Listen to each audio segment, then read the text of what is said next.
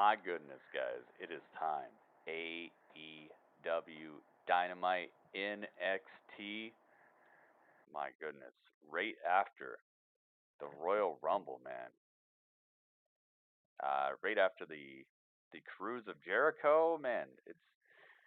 I'm pretty sure there's some things we have to talk about. There's some things that are going to happen right now. AEW is recapping what happened on the boat. Young Bucks, them tossing. Tonight, Young Bucks, you're going to experience full death. Paradise! That should do it! Death. Jon Moxley! Number one contender for Chris Jericho's AEW Championship. Finish what I started. Revolution. Moxley, you should have given up when you had the chance. Jericho, Moxley. Say that. Revolution. We rubbed. What's up, man? Welcome. Hello again, everybody, and welcome to AEW Dynamite. We are live can be from Cleveland State University, the home of the Vikings. And Wolstein Center is rocking here tonight. Jon Moxley starting things off with the eye patch. I like the eye patch, man. I think it's a good touch. NXT. Where the heck is NXT at? NXT is just chilling right now. Oh well, let's go. Jon Moxley, baby. Moxley entering the arena with his eye patch, with his leather jacket. The whole crowd going wild. Banner, banner, banner. Heck of a battle a week ago with Pac. Carter, what's up, Carter? Two men AJ that Styles pushed in the building. physicality right to the limit last week. How you guys doing, man? Can you hear me? Moxley not 100%. What's the volume like? Let me know. Let me know if I'm doing a good job out here. I think I might be a little too loud on the volume here. Of Jon Moxley, the eye that was nearly gouged out by Chris Jericho. We got Jihad. Jihad. Let's go. Starting the show off right with Moxley, baby. Let's go.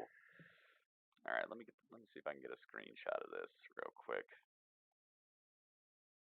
Jon Moxley is in the building. He is ready. Thank you guys so much for all the thumbs up. I saw the thumbs up shoot up as soon as this came online. Thank you guys so much. If you have not already given a thumbs up, please do. But the people who have, mad respect. Thank you. I'm wearing my Avengers shirt and my militant digital camo hat because I'm going to war tonight. Wednesday Night War. He's got a mic. Find out what he's going to say.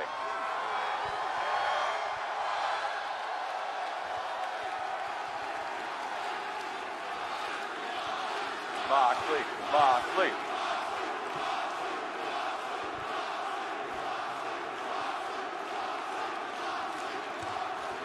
Let's go.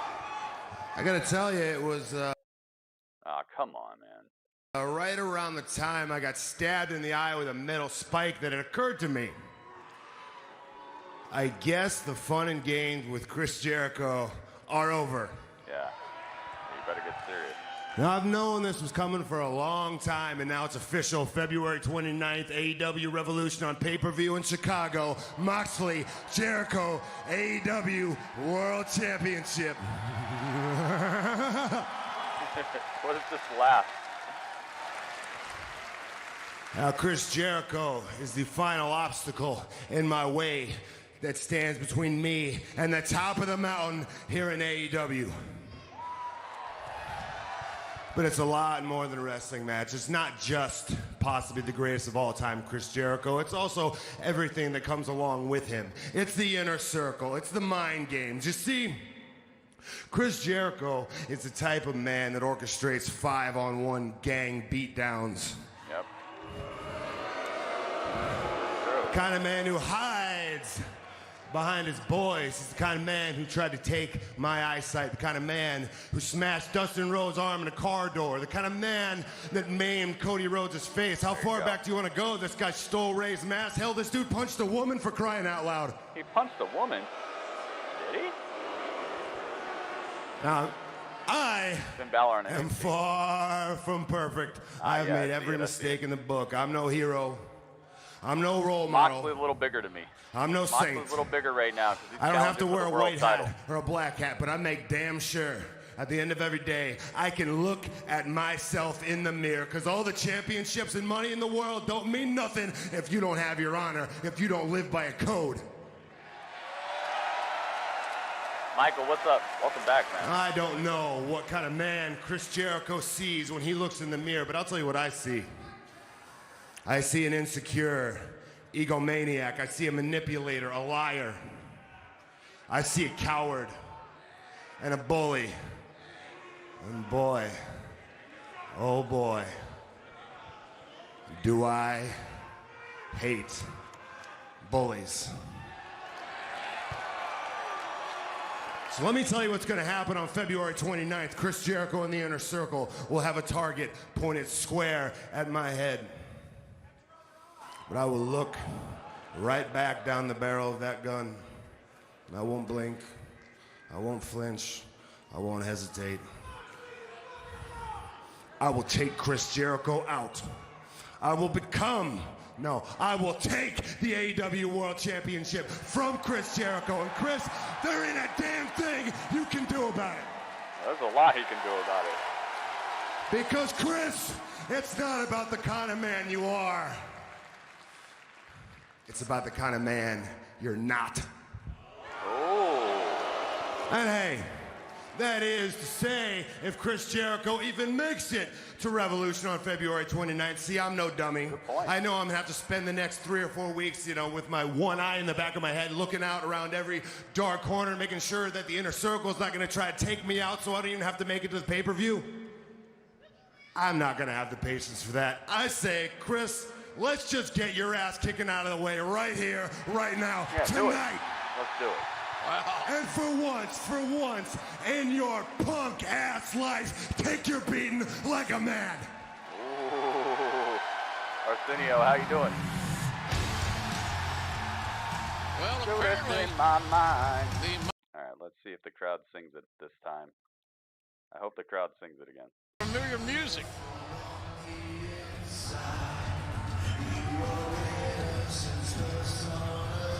There's some people singing it. It's not the whole crowd, but it's a lot of the crowd. What's going on in NXT currently? Finn Balor beating up one half of Mustache Mountain. He's beating up Trent Seven. He's stomping Trent Seven. Finn Balor is stomping the heck out of Trent Seven. I guess that's the match. I guess there's actually a Finn Balor match going on. Cool. All right, let's go. Come on, man. We know the song. Pick up the mic. Tell us something.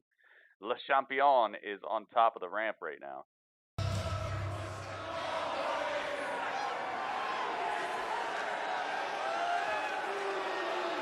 They don't know the song. They don't know the song.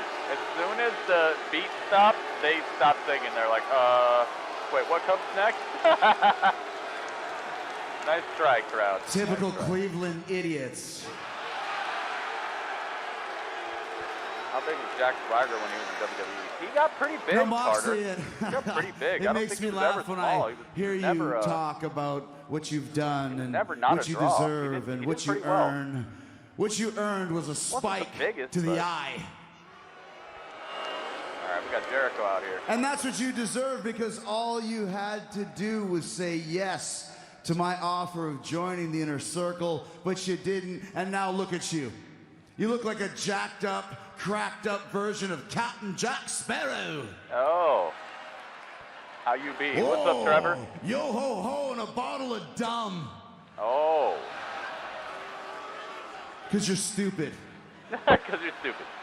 Because all you had to do was say yes. You know, I saw your mother backstage before. Oh, no. Oh, no.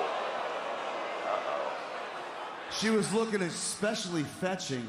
Oh, no.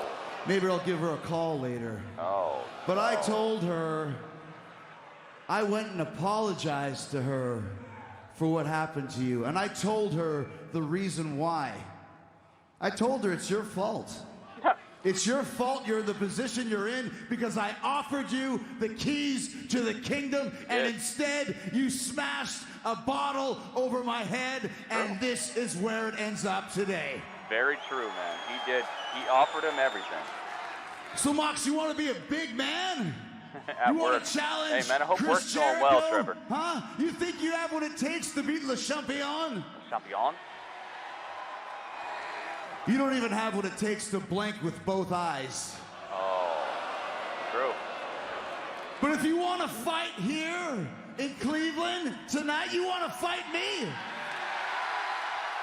You want to fight me, huh? You want to see it? You want to see it? Go to hell. Oh.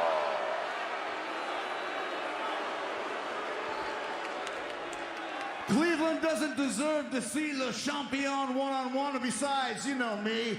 I always travel with the inner circle. I don't go anywhere without my boys. Come on out, boys. I'd like to say. What is this the? What is this song? Is this the song of the Inner Circle? Santana and Ortiz, Jake Hager. Oh, okay. It's the Inner Circle's theme song. Let me see what's going on NXT right now. Oh, NXT, Finn Balor is beating up Trent Seven. Trent ain't winning this match. Trent with the inner, ooh, almost got the cradle win. What a weird match. Finn Balor versus half a mustache mountain. I'm sure it's going to be a good match. I'd love to see it, but right now I got to keep it locked on the World Championship. It's a little more important than matches that don't really put anybody anywhere. What, 1, 2, 3, 4, 5 of you up there, so you think probably I'm going to walk in to another 5-on-1 beatdown because, you know, I'm crazy and I'm stupid, right? Fair. The thing you may not know, Chris, where you're wrong is, it's not 5 against 1. Uh-oh, wait a minute. See, I was born and raised right here in the great state of Ohio. Oh, really? Is Seth going to be here? Please tell me Seth Rollins comes out. If Seth comes out, this is the best episode of AEW of all time. Seth Rollins So and the way Roman I Reigns see come it- down. Oh, wait! Oh, wait! I've always wanted to do that, thank you. The way I see it, it's 5 against me and this entire arena. Oh. And hell, I actually kind of like those odds. What? He wants to go. The #1 contender wants to Seth fight. and Roman come And he down doesn't and I care lose about my five mind. And it's the standing best on episode the of top of the AEW ramp. of all time. If that happens, it's over. You know what? Shut up! Moxley, you really are a stupid son of a bitch, you know that? Just like everybody from 𝗏𝗏𝗏𝗏𝗏, whatever the hell that was. Let me tell you one thing. I knew you'd be stupid enough to challenge us. And even though the Inner Circle could kick the shit out of you again, like we have before, I decided to make it a little bit more fun. So we brought in some South Bronx street thugs, courtesy of Santana and Ortiz. Bring them down, brother. Yeah! Where you at? Oh, Who do you? Who's this? Oh, they brought some in the world actual is street this? thugs. Who do you? What the hell's who do you? They brought some actual street thugs to beat up. Oh my goodness. The ranks of the Inner Circle have So the way I swelled. see it, it's 10 on now one? 10 of us and 1 of you. Oh yeah, and all your little idiot friends from Ohio. And I'd be 10 happy on to beat one. the hell out of each and every one of you. And I'm gonna start with this one right here. Come on, boys. Uh-oh, they're stomping down the ramp. Here we go, guys. How can Jericho be He serious? brought a bat, too. 10 on 1. That's a little bit absurd, isn't it? 10 on And 1, and he's got a Ortiz baseball leading the bat. charge down the ramp with With an axe handle. An axe handle. I thought it was a baseball A bat. weapon. Call it what it is. Oh, headbutt. Take your eye off the Oh! and get Paradigm DDT. shift on the ramp. and look at this Moxley Moxley charging into the fray. charging into everybody. There's just no There's way in 9 hell left. anybody. They're going to have to pull this. Oh my They're going to goodness, have to just get It in the middle of It this. is a massive humanity that is in this brawl. It's Moxley versus everybody. Referees are out. The referees are out. Security's out. Everybody's out here trying to pull them apart. Did it surprise anyone that he would jump into the fray like that? Oh my goodness. Even though it was 10-1. Hey, Moxley is fearless. It was the inner circle, but they brought in some like street thugs. Champion. But look at this. Atlas Straight up Security doing street everything thugs they brought can with to them. restrain the #1 contender. Moxley's still alive though. Jericho's Security plan did their job. has gone straight Jericho's to hell. still alive. Finn Balor is still beating up Trent Seven on NXT right now. Oh my goodness. Paradigm shift to a security guard. Now Moxley's striking the Moxley authorities. stepped outside the barricade Going and right through the through crowd. his people. And these people love Jon Moxley. They can relate, they can identify. Yeah, he was really trying to fight all 10 of them. Much to the chagrin of the Moxley's AEW in the champion. crowd. He just might be their next champion as well. That was a good opening. Jon Moxley with the support, the full-throated support of the state of 30 days. Ohio. Paradigm shift, whatever you want to call it. Double underhook DDT. Jericho Great is move, by the irate way. I love that. that his Like the grandiose future plan shock. I love how backfired. Drew McIntyre does it a little bit more. The way We've got Drew about does a it, he month actually until hops on you. Revolution. That eye He looks doesn't horrible. just So lean you into know it. He there's like a lot hops that'll on be you going and on wraps his between legs now and around then. you. Uses his weight and your weight. So we can know this. forehead. We know that Jericho and Moxley will fight for the Yo, AEW thanks for the title host, on man. February 29th in Chicago. It's sold out. It'll be available on pay-per-view. My goodness. But that's one of the most Yeah, eager Moxley's anticipated crazy. matchup, guys, I can think about in a long time. Gio It with is the host. certainly What's the up, Gio? stiffest challenge that Jericho has had. My goodness. I gotta mute this for a second because they're doing that. 30 days. Right. You know that Chris Jericho is not going to take an affront like this lying down. Bounce, This bounce, things bounce, may bounce, only get bounce, worse Oh, they for will. Jon Bounce, Moxley bounce. from here on out. Count on it. That They'll was get good. worse. That was But good folks, stuff. they may get better here tonight because we got an outstanding lineup for you. And Tony, kick it off. Chris Jericho will be in the ring tonight along with Santana and Ortiz. Darby Allin in a and six-man Private Party tag versus against Chris Darby Jericho, Allin Santana, and Private Party Ortiz. tonight. And not only That's that, the looking #1 contender for the AEW Women's World Championship, Nyla Yeah, Rose, they had a better will be in opening action than against a NXT for hungry sure. and hard-hitting I Big like- Swole. Kip I Sabian like says he'll Finn, step but up for you anyone know, to get what he I'm wants. always gonna go with the He'll get world his shot champion. If tonight I got a against choice- Cody, Kip Sabian, super bad with Penelope If I got a Ford choice, I'm always against gonna watch Cody the with world the coach, champion. Arn Anderson, tonight. And we're going to kick it off, ladies and G.I.O. gentlemen, What's with the up, man? amazing Young Bucks. Young Taking Bucks on the versus Butcher, the Butcher and the Blade Blade and the with Bunny. at ringside. Tag team action. Could be a main event anywhere in AEW I love land. the way they make these Well, matchups folks, strange. They look here's so a little cool. something from MJF. You're not going to believe this. Uh-oh, wait a minute. MJF.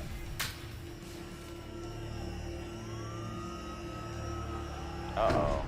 Guys, MJF time. He's in the bowels of the arena. Ugh. Beef hanging. Oh, he's hanging out with the Butcher, the Blade, and the Bunny. They got slabs. Slabs of beef. Slabs of beef. He doesn't like that. What is this?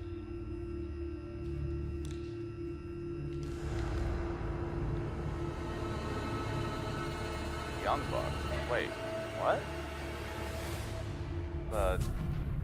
What happened? Well, that was a provocative piece of video that we secured. Yes, MJF, baby, let's go. MJF is the reason, okay? Call him the reason. That should be my nickname.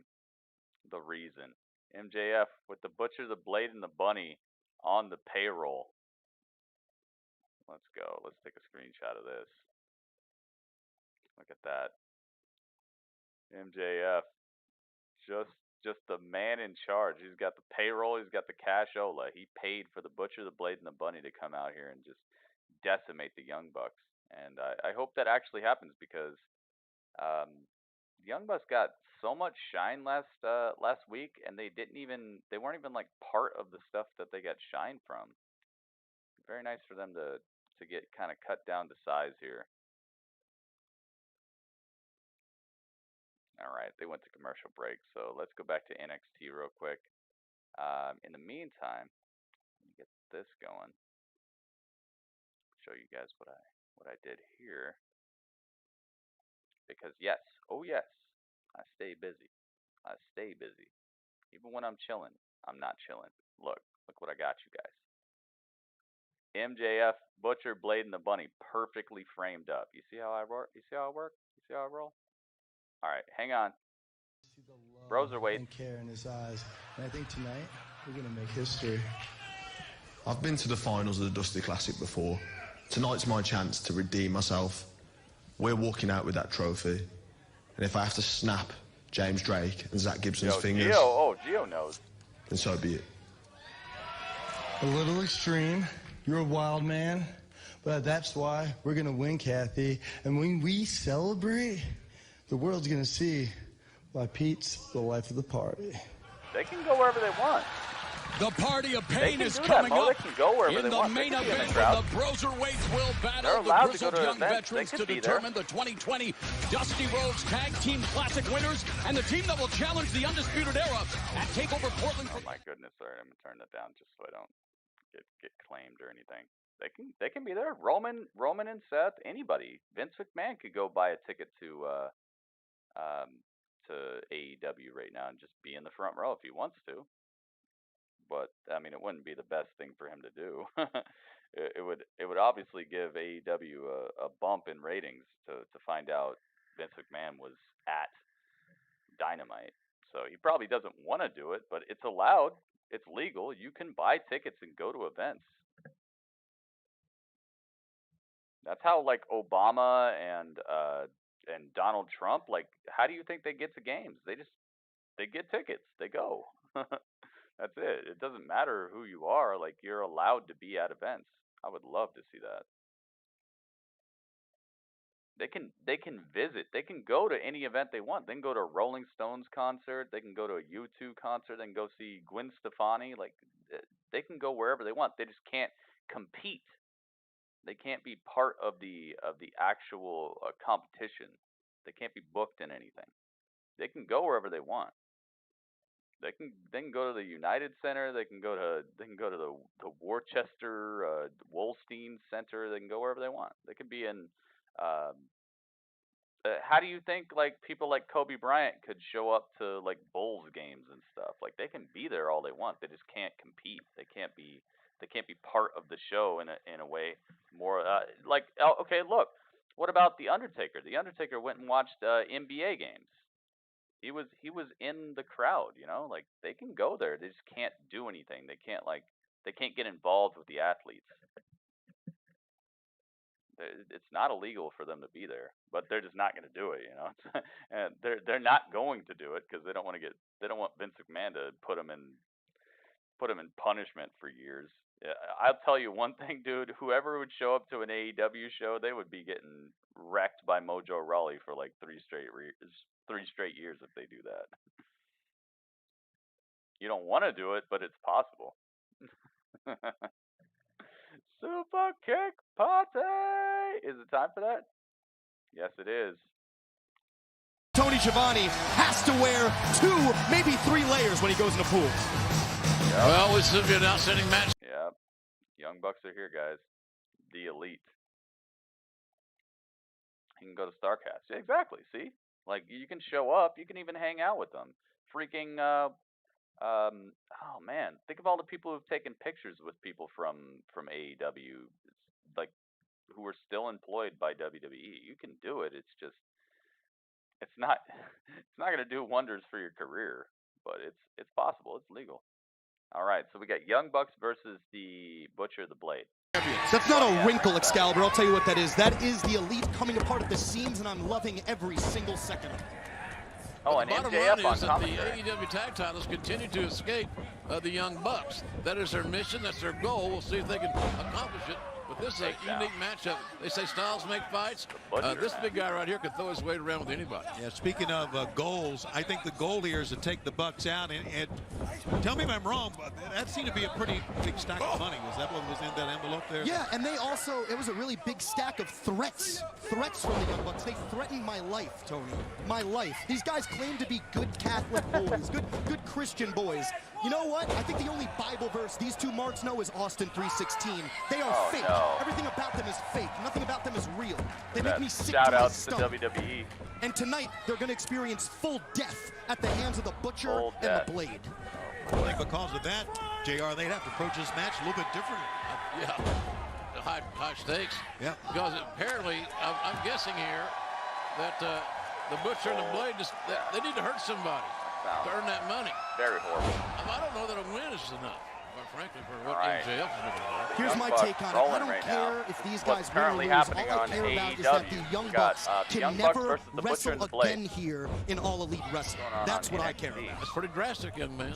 Pretty drastic. Shotzi Blackheart on NXT. Right now, the Young Bucks do a good job of keeping Butcher and Blade on their toes. They have faced larger opponents many times in the past. They change up their game plan. Almost every night. Yeah, and they're great at Shotzi attacking.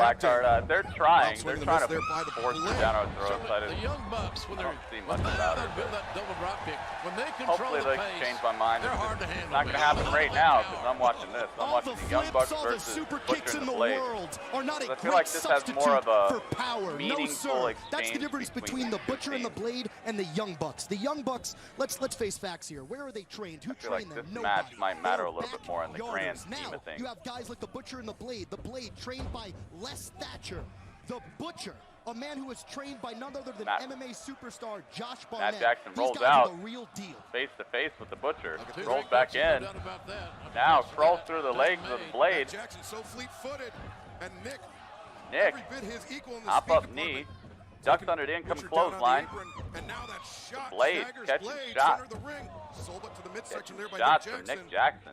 Screw high Oh. kick, ducked by Blade. Blade boot to the Goes for the midsection. trouble in When you paradise, see but Nick nothing Jackson there. in the ring, he can be No, as good as Matt anybody Jackson. in our entire business. Super cake collapses the Butcher. look But at wait a this. minute, the bunny all over his leg. Oh no. First to the apron. I didn't see anything, boys. Dropped him down to the apron. And now Nick Jackson crossbody on the outside. Crossbody on The the Butcher outside. takes him down. That's why you don't I want beef really with the want Butcher. the Butcher and the Blade to win this match, man. Butcher Butcher and the Blade have looked very timid and very understated. They need to look like a threat, man. They got the power, they have the strength, they have the agility. Blade looks like the Ladies dude and who was in the gentlemen, movie we with have a The lot Rock. going on here. The Bucks are What? in trouble. Can they rebound? Thunder We'll and find out lightning? momentarily. Oh my Why goodness. is the thin crust of Little All Caesar? right. Thin crust, Little Caesars. Thank you. All right, let's get back to NXT, see what they're up to.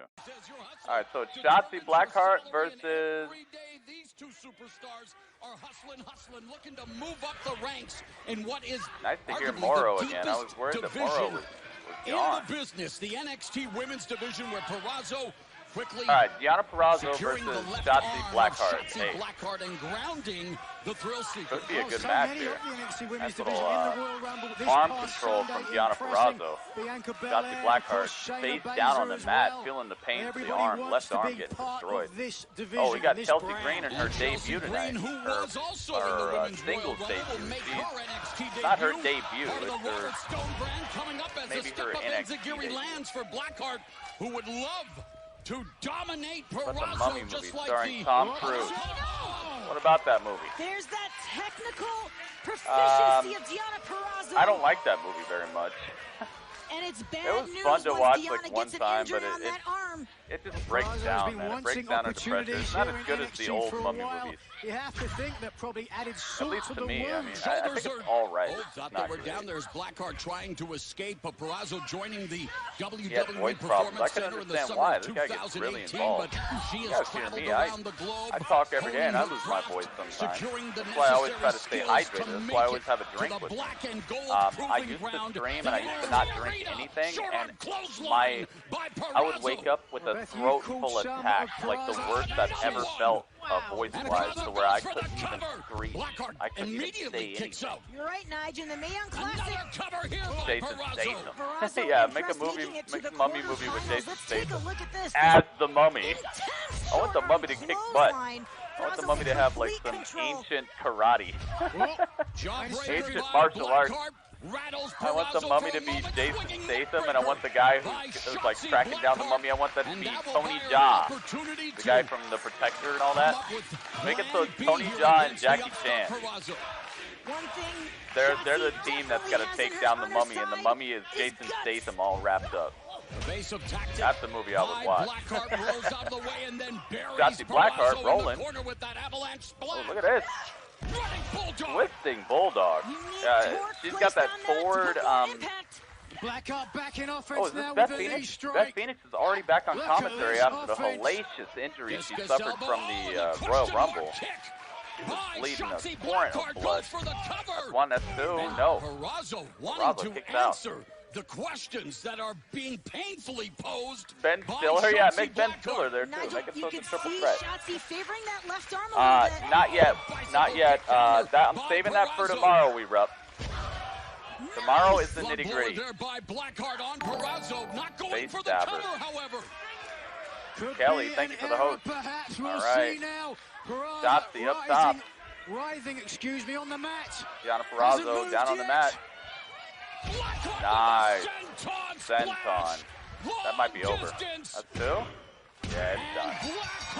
Shotzi Blackheart gets the win for Gianna Purrazzo. Two incredible athletes. Good stuff. My goodness, man. If you call that boring, Mo, you must fall asleep every time the women come out in AEW. That match was actually competitive and actually well blocked out. All right, back to it. Back to AEW. Matt, as he skins the cat, comes in over the top sliced bread. All right, we're back to the Young Bucks.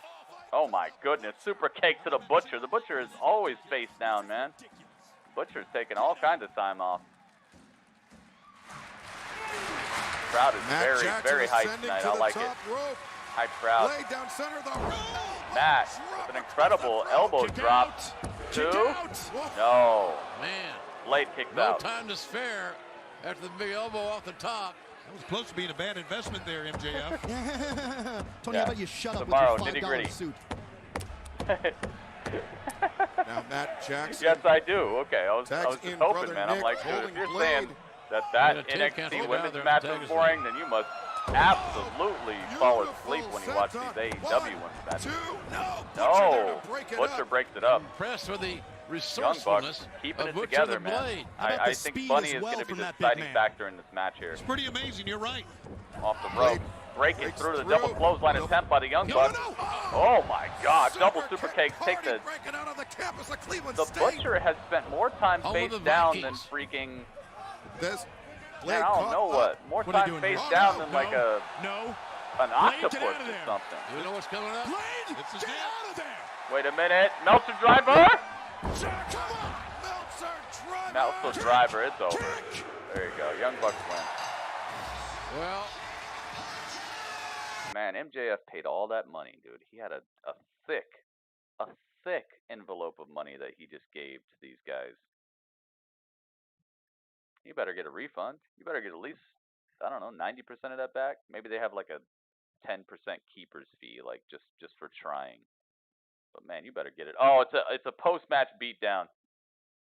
And now a guy who was highly ineffective in the Butcher, trying to regroup. Now out here stomping both members of the Young Bucks, something he couldn't do during the match, but now he's super effective.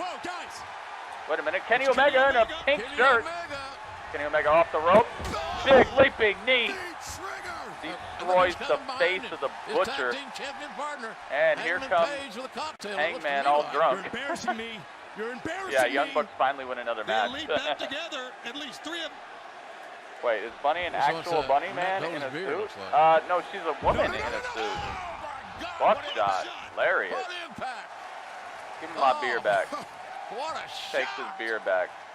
I like the shirt. He said, hold my beer. And he's gone. He's leaving. He's like, I'm out of here. Yeah, AEW is definitely bringing it tonight, man. NXT, they're probably gonna ramp it up. They still got the Dusty Classic, and they're gonna reveal who is the challenger to Adam Cole at TakeOver Portland, and who knows who it could be, dude. If it's Edge, NXT wins guaranteed, no matter what. If it's Edge, it's over. If it's Velveteen Dream, then NXT will definitely have added a couple points to their overall score. If it's somebody that we see every day, then they might have messed up a little bit. So far, I'm giving the edge to AEW, but the thing is, like, the way that I watch these shows, I'm not really watching it to see who's doing better. I'm just watching to find out how good each show is and just rate them accordingly, because eventually it'll all shake itself out. You guys know what I'm talking about. Look, Battle of the Brands. Okay, so far, NXT, they got 2 trophies because they won the second season. They won the first and second season, 2 in a row. Can they do a third? We're going to find out. But NWA is ahead right now. NWA has 1 point, and everybody else is sitting at 0. Raw dropped the ball a little bit on Monday, so they did not get a point. NWA delivered, and now it's up to NXT and AEW to see if they can even the score versus NWA, or if they're going to be sitting back worried. CM Punk, oh my goodness, are you kidding me? Dude, if it's CM Punk, I'm just throwing the towel. It's over with. It's done, dude. If it's CM Punk, they definitely taking a point tonight. I'll give them a point guaranteed if they do that. As long as the rest of the show is okay. The rest of the show can't just be garbage, though. I'll never just give a point off of one spot, but I can pretty much tell you NXT is pretty solid, and if they add the addition of Edge, CM Punk, Velveteen Dream right now, those things could really level them up. And now Nyla Rose, oh my goodness. That was Shanna wanted that match. Here comes Nyla. Yeah, Shanna got smashed through a table on AEW Dark. I love that. I didn't like how long the match lasted either. I like that they try to make Shanna look good, but I think that Nyla should be the women's champion right now. We never see the champ. The champ is getting treated like Brock Lesnar, but she's like 100-pound Brock Lesnar. Like, she's so unbelievable. Big Swole is here too. Big Swole's getting hype. Big Swole versus Nyla Rose right now on AEW. Back to NXT. What do we got going on over here? NXT Arena and NXT on. My biggest dream match already happened, Carter. It was Brock Lesnar versus Goldberg, with Goldberg super squashing Brock Lesnar, and it already happened. It happened at Survivor Series like 2 years ago, 3 years ago. My dream match already happened. I literally, every time I watch wrestling now, I'm post my dream match. I guess I have another one. I'd like to see AJ versus Shawn Michaels. But to be completely honest with you, my dream match already happened. It was Goldberg versus Brock Lesnar, with Goldberg squashing Brock in like 15 seconds, and I got it. I got my dream match. So happy to be able to say that. All right, locking up. Big Swole versus Nyla Rose going against on Nyla Rose. Yeah, Big Swole can't. I love it, dude. I lost my freaking mind. My reaction to that is on YouTube. She's gonna have a much more fleet HBK versus AJ. See, Michael's saying what I'm saying. Here. But still, she got 4 or 5 strikes there. The Alien should be women's champ. Hey, Busta, you might be right about that, but I really think they should give it to Nyla first, and then have the Alien beat Nyla. That'd make the Alien cemented, you know. Or onto the mat, and now, oh boy. Want Nyla to win it, then Statlander. Then Statlander can take it off of her. She should not try to get to a striking matchup. Swole versus Nyla. Swole runs into a brick wall. Right there, she went for the shoulder tackle, but Nyla barely even moved. Swole's speed on display. Hits that leg lariat, knocks Nyla to the floor. A glancing blow that got Nyla Rose off balance. And she went outside somewhat of her own volition to regroup. Not a bad move for her. Either way, man, I'm hyped that any of this is existing. I really think they need to get Rio off that title, dude. Namely, Riho, the AEW Women's World Champion.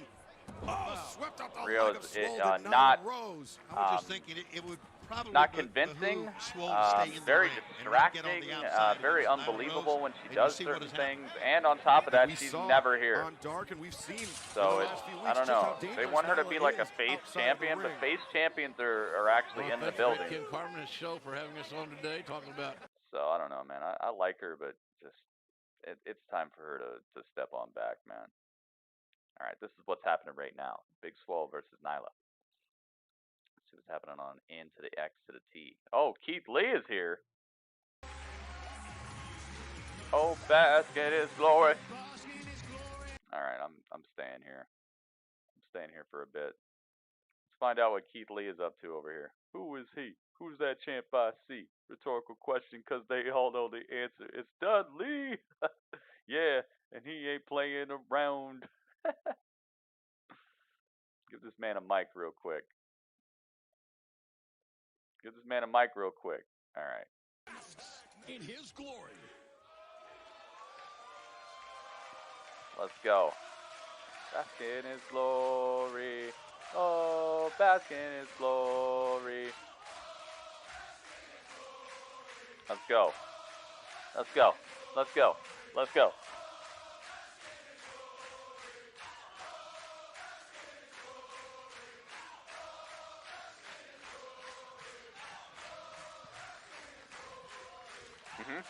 Yes, yes, yes. Let's go, baby. Keith to the Lee, man. One of the hottest prospects in pro wrestling currently.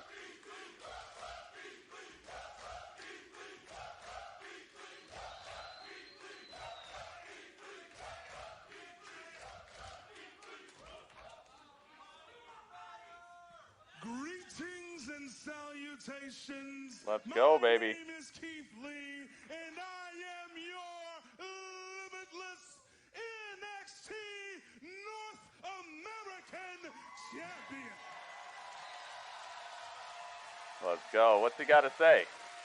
What's next for him? You deserve it. Heck yeah, man.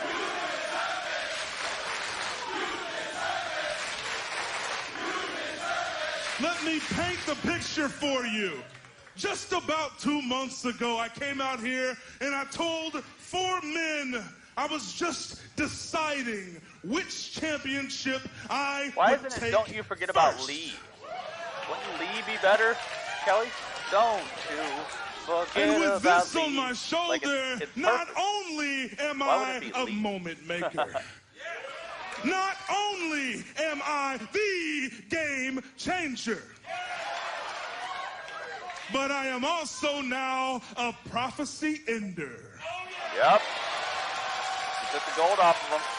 And next on Keith Lee's agenda. Oh my goodness. Yes, thank goodness, dude. I love this guy so much. Oh, now you know. Now you know. It is my guy, my pick. Okay, I know everybody's on this Keith Lee kick, but you gotta let me get a little bit on this, because I've been saying since he showed up, Damian Priest is my pick to be just smashing fools. Damian Priest, ba ba ba ba ba. Damian Priest, aka Punishment Martinez. He's got a mic in a hand too. All right, let's go. Lee would be fine.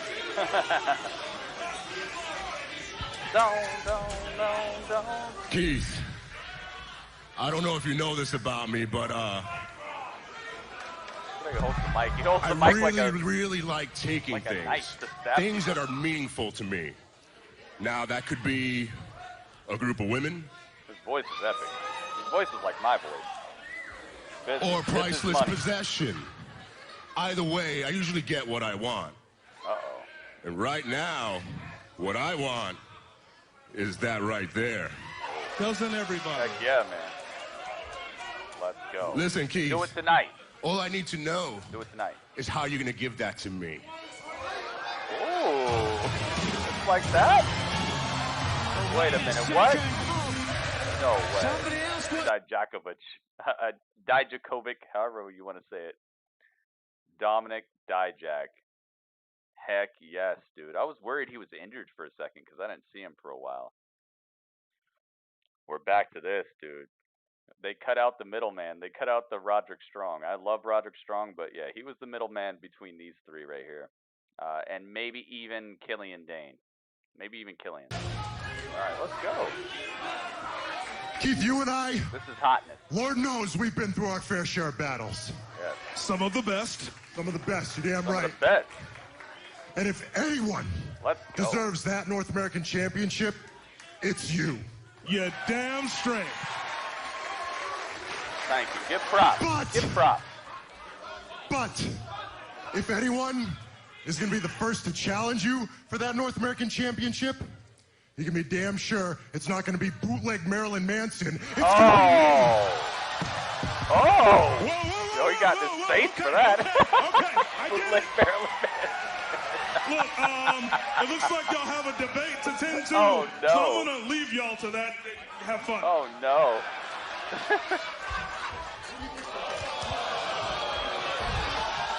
Oh, my goodness. Bootleg Marilyn Manson and Keith Lee's like, see you later. You guys handle that. Oh, God!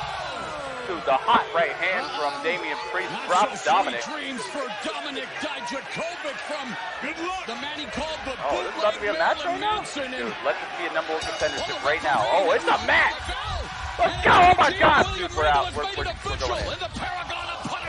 Oh, my goodness. Is meeting out punishment at the expense of Dominic Dijakovic. All about AEW. The fan here in Cleveland.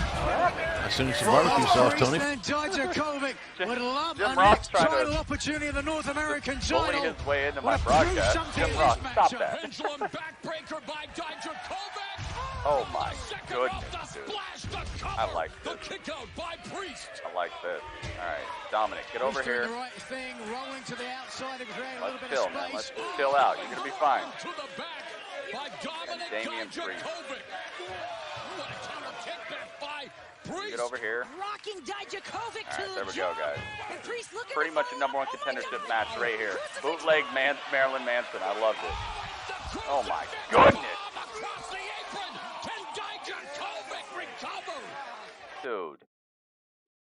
He just lifted him up in the crucifix bomb on the apron and cracked the back of Dominic Dijakovic.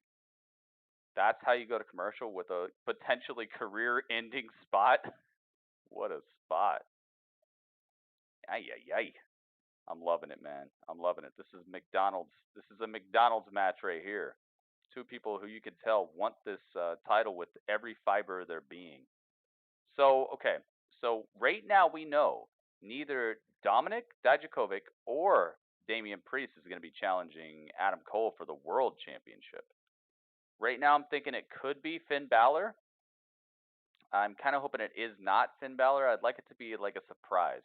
Like I was saying before, okay, and Nyla Rose just beat Big Swole on NXT as well. I mean, not NXT, AEW, which is good because I want Nyla Rose to be the women's champion. I think Nyla Rose would bring some hype and some attention back to this women's division. She's exactly what the women's division ordered right now, and a feud between her and Statlander would be incredible with the Nightmare Collective in the wings, kind of behind the scenes, making a match end early, or maybe trying to maybe they're trying to get Nyla to join up with the Nightmare Collective, so they're promising her they'll make her champion. I would love to see something like that to make the women's division actually tick a little better, because right now it's not ticking quite right. All right, so commercial break for NXT right now. In AEW, we're getting super bad Kip Sabian versus Cody Rhodes. Let's go, baby. Thank you guys so much for joining me. By the way, I gotta say thank you to everybody who's in here. Thank you guys for joining me. Thanks for being part of what I'm up to. And I'm gonna hit you with an advertisement right now. Tell me if you guys see an ad. By the way. Not on Mixer, of course. Mixer, you're not going to get ads.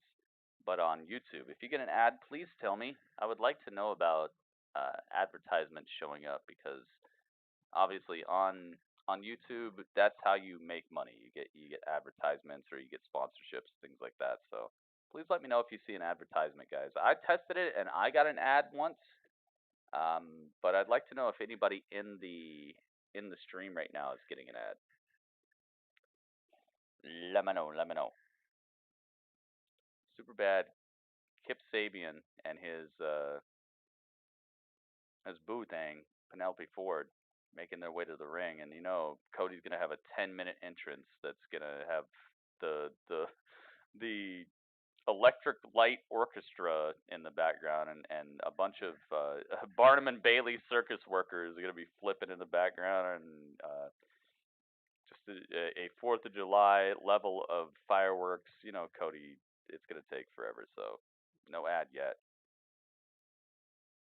All right, let's try it one more time, guys. Let me know if you see an ad. I'm gonna try it one more time, and then I'll just call it a night on that. All right, so Cody rises out of the stage with his manager, Arn Anderson.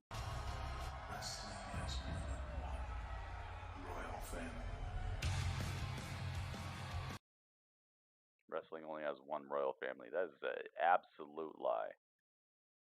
This guy is just so full of himself, it's ridiculous. I'm sorry, but there are many royal families. The Flairs, the NOIs, the freaking the Dudleys, I mean, they're not really family, but you know, the Guns at this point. I'd say freaking Billy Gunn has pulled off a little bit more than both you and freaking Goldust put together in his career. No, I'm not dissing. I'm just saying, man, you can't have a song that says you're the only royal family when there's many royal families. What about the McMahons? What about the McMahons? They're not a royal family. They literally made you. Give me a break, man. It's only one royal family. No, sorry, that's absolutely a lie. Who else? Freaking Curtis Axel and his dad, Mr. Perfect. You're better than Mr. Perfect and Curtis Axel. Give me a break, dude. Curtis Axel has been Intercontinental Champ just like you. And then his dad was way, way legendary. I'm sorry, man. I'm sorry, man. I just got to call out the BS sometimes. All right, back to it. Back to it with Damian Priest. Oh, my God. Choke bomb. Center of the ring, too. No.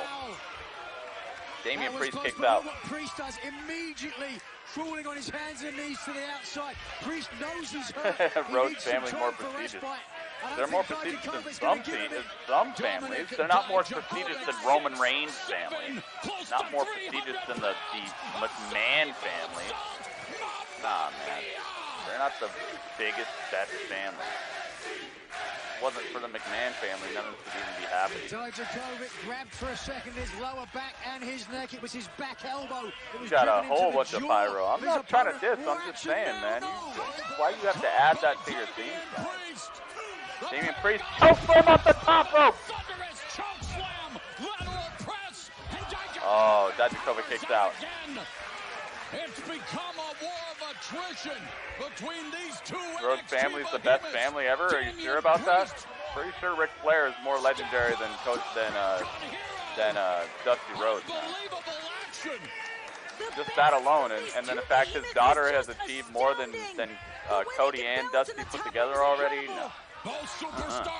Flair family is definitely more prestigious at this moment. Mutual destruction. But then on top of that, you still got the NOI family. You still got the Roman Reigns, the Rock, the Rikishi, the Usos. You still got that family. And that family probably eclipses all of it. Took down both big men.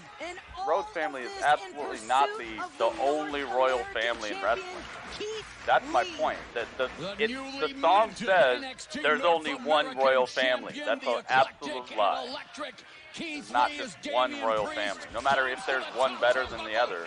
No, there's a couple royal families. The Papos, freaking Macho Man. Give me a break. High risk, knowing the stakes are equal. Oh my goodness, top rope.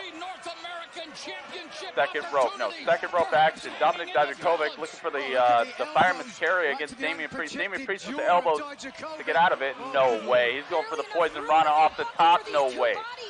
No way. Oh my God! Dominik Dijakovic kicks out of the poison rana off the top rope. Booker T, yeah. What about him and his brother? legendary.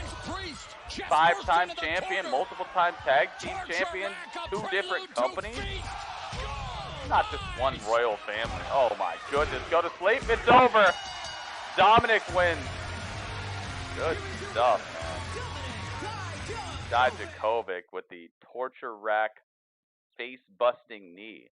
The like state asleep or whatever. All those families suck. Mo, you're just trying to troll now. I see you, man. I see you. I see you. And there's people who like literally aren't even like fully related who just identify as part of a family. What about the Harts? What about Owen? What about Jim the Anvil Neidhart? What about freaking Bret Hart? What about Natalia? Like that's a legendary royal family too, man. We're leaving out probably like 25 families that are royal in wrestling. Like that's why I don't like that intro, because it's like, dude, what are you trying to say? I'm trying to say, man. I would put Tyson Kidd against Cody Rhodes any day, and I bet you Tyson Kidd will smash him in just in-ring acumen. I bet you Tyson Kidd in his prime is a better wrestler than Cody Rhodes. I bet you. You go to that dungeon, baby, you become something. You become something different. You become a different type of wrestler. That's why I just don't like it, man. I don't like the beginning of that song. There's way more than one royal family in wrestling.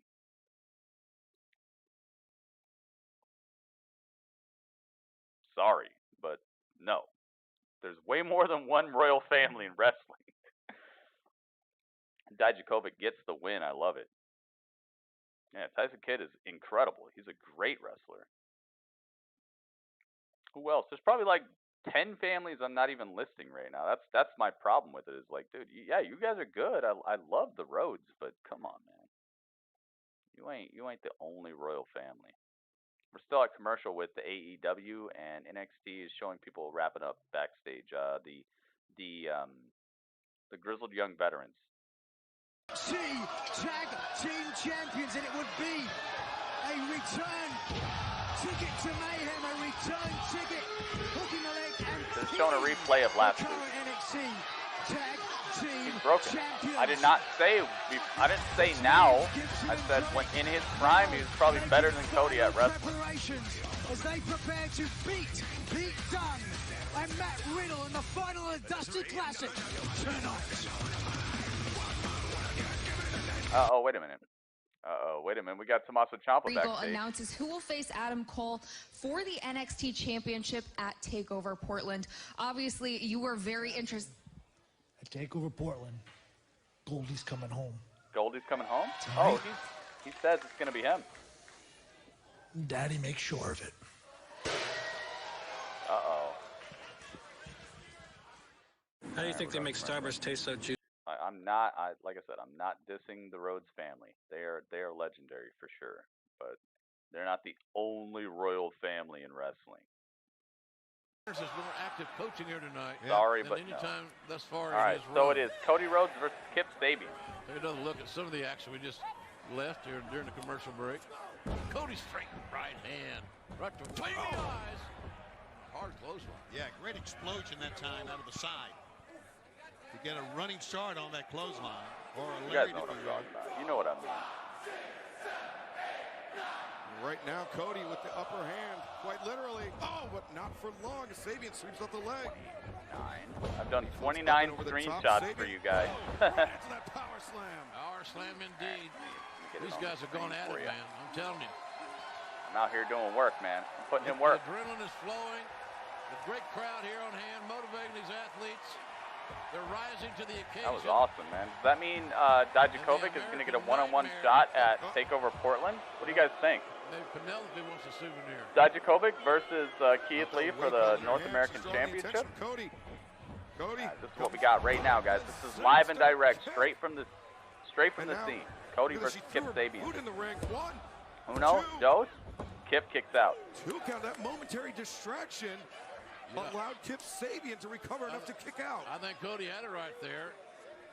The young lady throws a shoe in the ring. The referee's distracted. Yeah, Arn He was Anderson the said, IC "Now, wait a champ, minute, not that's Cody. enough." Listen to this. Cody's not IC champ either. What do I think of Kip? Kip is great. Michael, thank you for asking. I think Kip is great. He's got a great look. He's got a great gimmick going on. His wrestling is not bad at all. Honestly, the only time I have not liked Kip is when they let him get that win over Sammy Guevara. What was it? Was it at All Out? Lay down the law to Arn Anderson. I think it was at All Out, where they let Kip Sabian beat Sammy Guevara, and I was like, nah, man, sorry. Sammy wrestled a much better match than him that particular match. But overall, I think he's a great wrestler. I'd like to see more of him, and I'm glad he's on national television. Uh-oh, Arn Anderson getting thrown out by the ref. Arn Anderson gets tossed by the ref. Braun Strowman versus Lars Sullivan. That would be cool, man. Once Lars starts showing up again, I'd like to see that. I think Kip is good, man. I will say this about Cody, though. He has really done he really works out. He looks like $1 million bucks. Keeps himself in shape. He's number 3 in the rankings. He reminds you of a young Finn Balor, yeah. Oh my God, Penelope Ford taking out Cody Rhodes. And now Kip Sabian over the top with a front foot senton to the outside, crushing Cody. Right next to the ramp. That's devastation. Kip wished he was Finn. Hey, he does have a young Finn type of style, though. And Penelope Ford has been doing a great job of doing everything behind Bryce Bremsberg's back. His wrestling style, he's got it, man. Oh, wait a minute. Bad boy Joey Janela comes out of the crowd and catches a kiss from both of them on the cheek. Oh, Cody. Suicide dive to the outside. Crushing Kip Sabian. That little interference from bad boy Joey Janela might have been exactly what Cody needs to get back in his match, because he was getting slaughterhoused out here. Springboard? No. Cody hung up. Top rope. Draping. Top rope draping DDT? No way. Oh my God. No, draping suplex. Man, swing neck breaker. That's a suplex. So close. Near fall. Swing neck breaker, you go sideways. Suplex goes backwards. Yeah, closest one of the match. This guy, man, every single time I hear this full 𝗟𝗏𝗃𝗲, I'm like, oh God. Oh, wait a minute. On NXT, we got Tommaso Ciampa has elapsed here. Bringing out a table. What's he doing? Let's find out what Tommaso Ciampa's up to, dude. What are you doing, Tommaso? Tommaso Ciampa bringing a table to the ring. Do I think Sammy Guevara is the next Randy Orton? No, I would never compare those two. Never, never, never. Sammy Guevara is a different beast. I would say Sammy Guevara, he reminds me more of...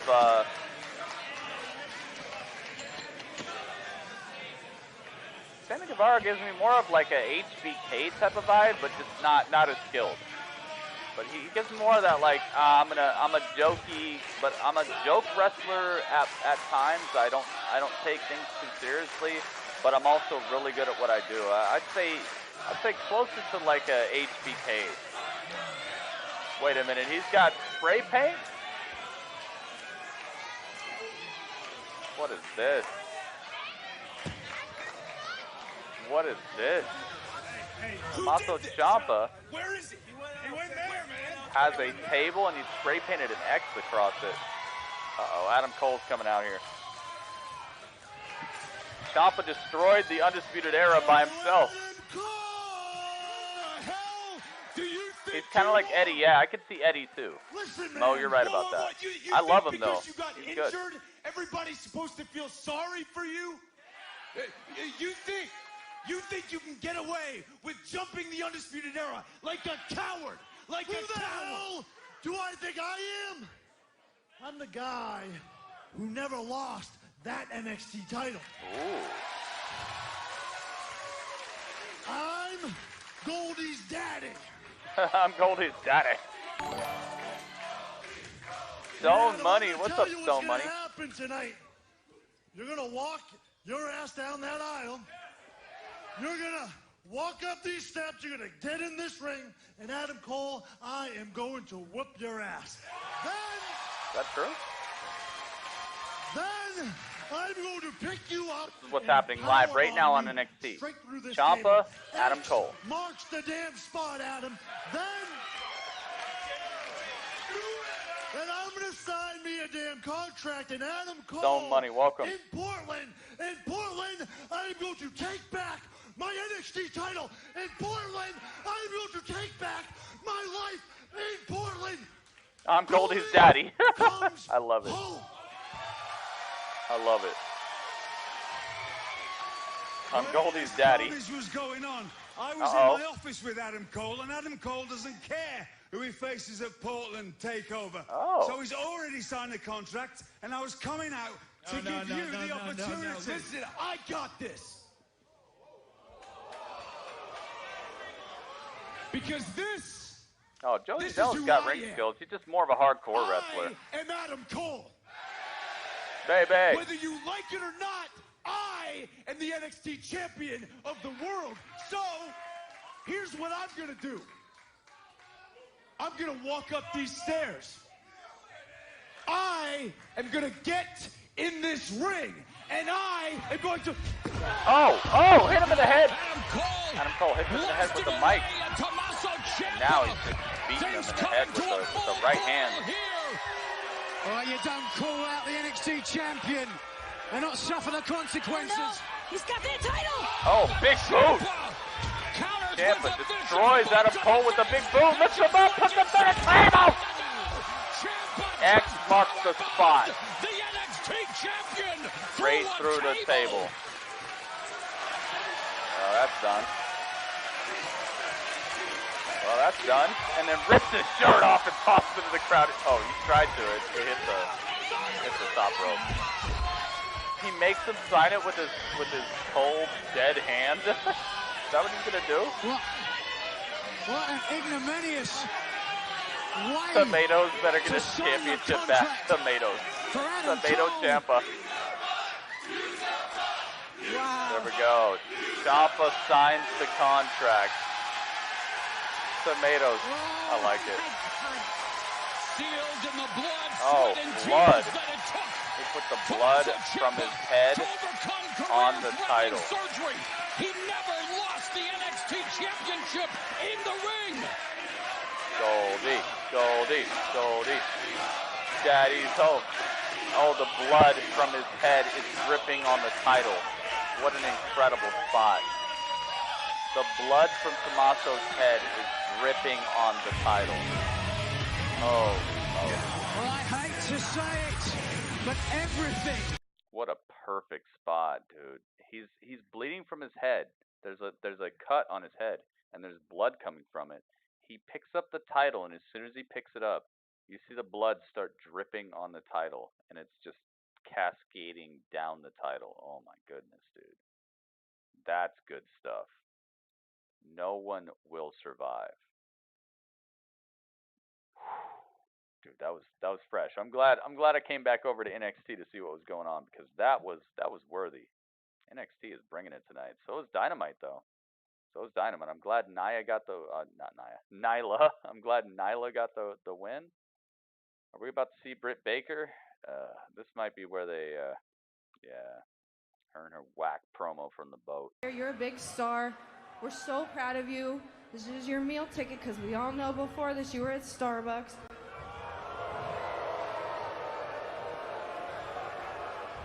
And we are so proud to have you here, because before this you were just working as a shitty barista. Listen, I'm smart, I'm educated, I'm brilliant. And Tony, did you know? I'm a dentist. Ladies and gentlemen, we've heard enough. We've heard enough. Yeah, we've heard enough. We're going to take a break. We're going to take a break right now and get out of this thing. That you're number 8. Thank goodness. Jim Ross saved us from that whack promo by Dr. Britt Baker. I was told to go to break. But it was uncalled for. Yeah. He's ad hoc. Real whack, dude. Not even like it was the thing that people say about Baron Corbin is the thing that I'm feeling for her, where it's just like, it's kind of like, I'm not mad because she's actually making me mad. I'm mad because she's talking, and I'm just not interested. It's Dr.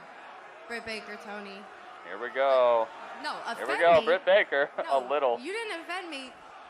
It's a little After the last same, week, but you not and I are completely. A dream It's a team. little different. We were the stars of the show. Thank you, JR. Exactly. We were Here we go. And another promo by trending Britt Baker. Worldwide. Well, no, I was trending worldwide, but you held the microphone, Mr. Starbucks.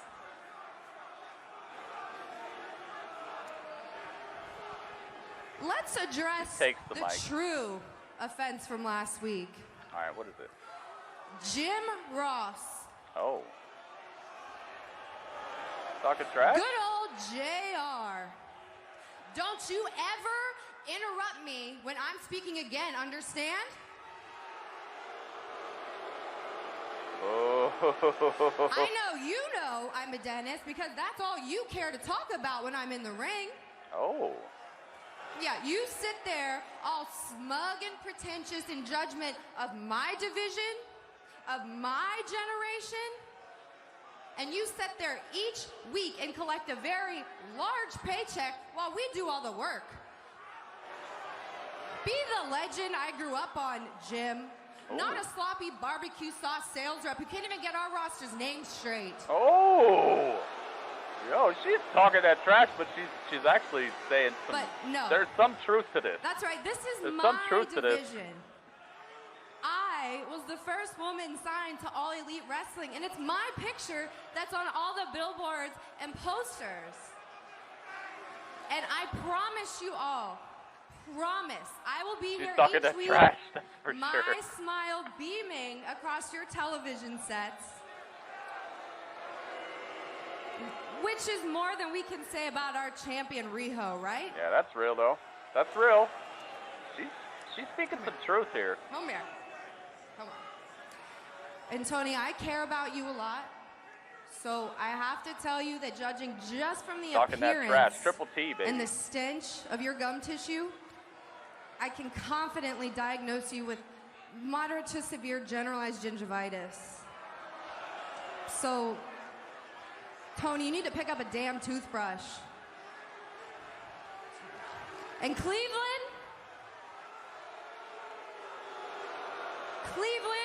congratulations. You finally have a baker you can trust in. Oh.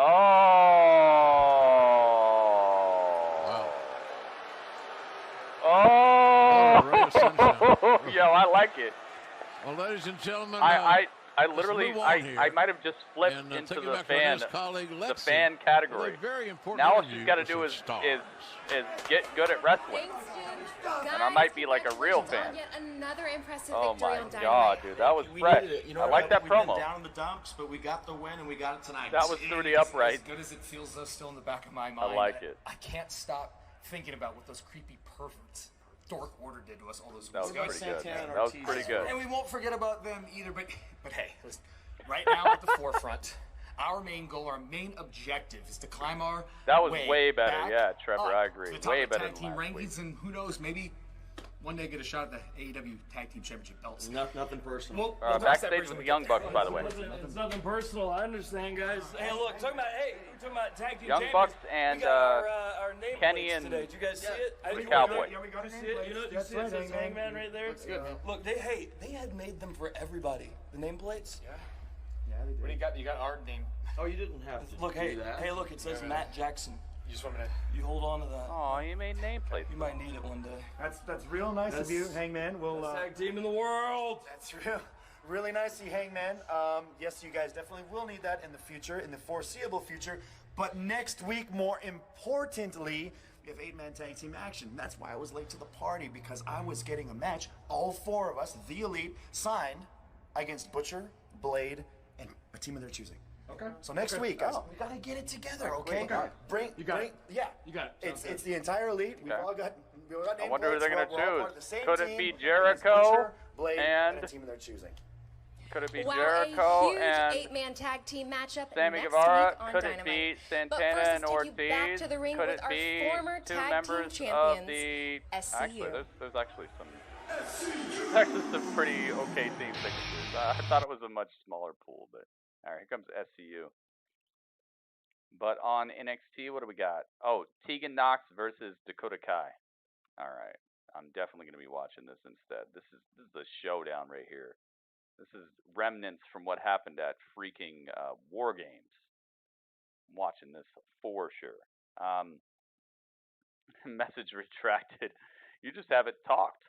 You gotta talk in the chat to realize if you got the sword or not, man. I hooked you up with that sword the second you came in here. By the way, it's a wrench on YouTube. You got it, and a team of their choosing. Gritty, if Britt is a heel, that what will do to you make her have mega heel heat? What do to you to make?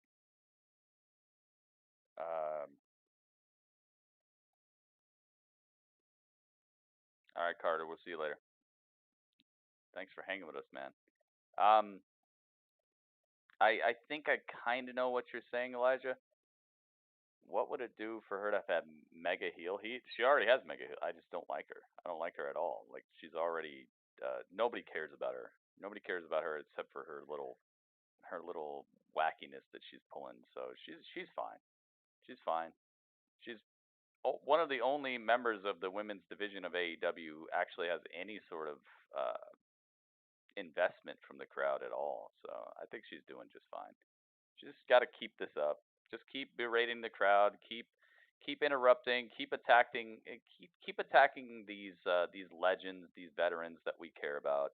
Just keep that up, and keep wrestling horribly, because that'll make people mad who actually like wrestling too. Running inverted senton by Knox sends Kai out of the Dakota ring. Kai. I don't think I have either of these women. Tegan Knox had said on social media, "I'm going to end you. I'm going to enjoy every second of it." Captain of Team Kick using her educated feet on Tegan Knox. Kai has aggressive genetics, half Samoan, half Irish. And these two going at it like two scorpions in a bottle. And they may be getting a little too close for comfort as Dakota Scorpions Kai in a bottle. and Tegan Knox fighting throughout the NXT arena. Referee administering the 10 count. We weren't expecting a catch-as-catch-can clinic. This is a grudge match. This is a fight. The count out. Kai's Count still out, but holding they're that beating each whalebone. other The up. official's up to 6. Big count. They're not coming back in. Knox rolling and back out to break the count. It was Kai looking to break Knox's nose with that kick. Good. Kai had said the clock is ticking for you, Tegan. You're due for another injury. Well, this match is all about which Whoa, and the Kai monster has taken care of business. She's got a chair. It could be 10. Oh my God, no. Count out. A chair, no. Counters Taking with knock, a kick turns to it the around. midsection. Oh my God! Puts her face first into the ring post. Goes Kai. These women are brutality. hell-bent on hurting each other. This is what a women's So division deeply should be personal. looking like in the year The 2020, bond all right? of Doing sisterhood everything the just men do. shattered None of this, between them. oh, it's women's Knox division, and so Kai let's do have half of what the had men to do. Just overcome Just a do it. litany of injuries, Here we are. and now they're looking to Tegan Knox. injure each other. You can Dakota see Kai. there the official distracted as Kai in the background. Kai's got that brace. Oh my Missing goodness, with the that. brace. High-arcing suplex. Dropped her on the back of her By neck. Knox. Oh my Knox goodness. thought a Knox second with about that getting the just brace. Didn't want to get relentless disqualified, but she wants to suplex. enact more Dropped punishment Dakota on Kai Kai. right on her neck. Hold on here. Knox looking to do exactly that, but it's Kai Stop who dead in her counters tracks with by a a vicious forearm. elbow right to the face. These women know each other so well, they can anticipate what each other's going to do. Oh my God, no, Candice LeRae from behind. Utilizing the chair. Candice LeRae coming Ref breaks to it the up. aid of Tegan Knox. Dakota Kai. That's Back what in a the true ring. friend would do. And Knox has that knee brace. Oh my God, uppercut to the face. Dakota Kai catches the Shining Wizard. Shiniest wizard leads Done, to wow. another Dakota Kai gets cheated. Tegan Knox. Tegan Knox with the super uppercut with the knee brace. She like battered her head out of the park with the knee brace behind the ref's back. Dakota Kai just got her whole life force just knocked out of the park right now. Kai is bae. I think she needs a better theme. I think everybody in AEW needs a better theme. Besides like 5 people, the rest of the roster, they pretty much all need better themes.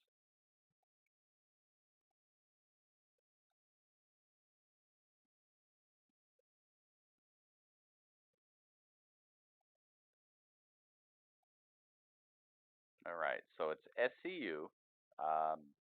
One of the members of SCU is wearing a Kobe Bryant jersey. I don't know if he has ever talked about Kobe. I don't know if he even cares about Kobe, or if this is just a way to get some attention for this match. I don't recall him ever saying anything about basketball or Kobe Bryant. That's one of the things I've noticed on social media is a lot of people coming out of the woodwork pretending that they care about basketball, or they pretending that Kobe did something for them in their life. Like, I absolutely despise that stuff. People leaning on the death of others to try to get clout, to try to get attention. It's horrible, man. I've seen people who have never talked about basketball out here like, oh, Kobe was such an inspiration. Nah, dude. You don't care about basketball. You can't tell me one thing Kobe did in his career.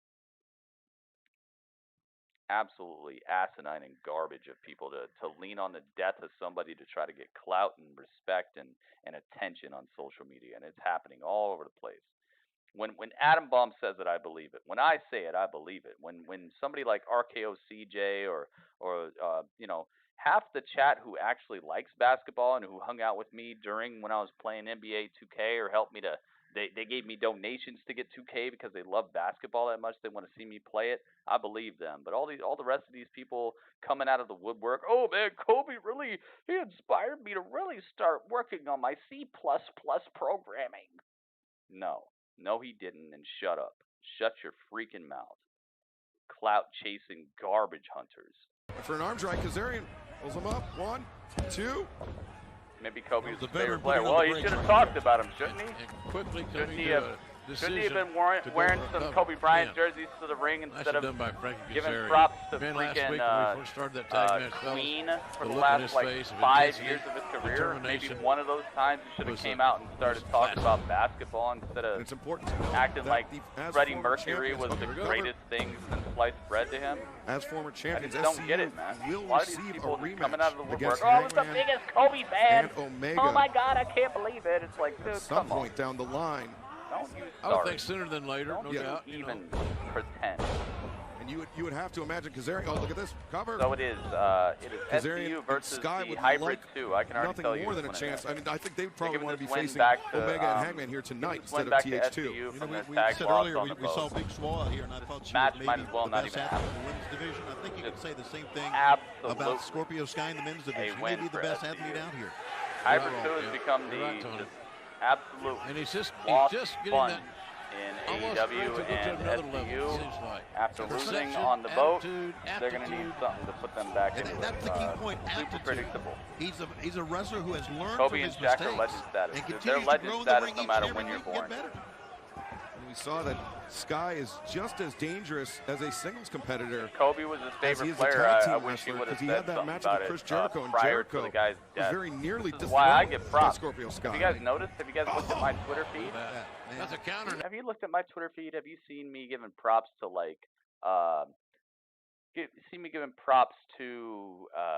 just like aging rock superstars? You see me giving props to Billy Idol. You see me giving props to freaking the guy who sings Sledgehammer, Peter Gabriel. You see me giving props to all these bands. You see me giving props to Deep Purple. You see me giving props to all these bands that I actually care about and actually love.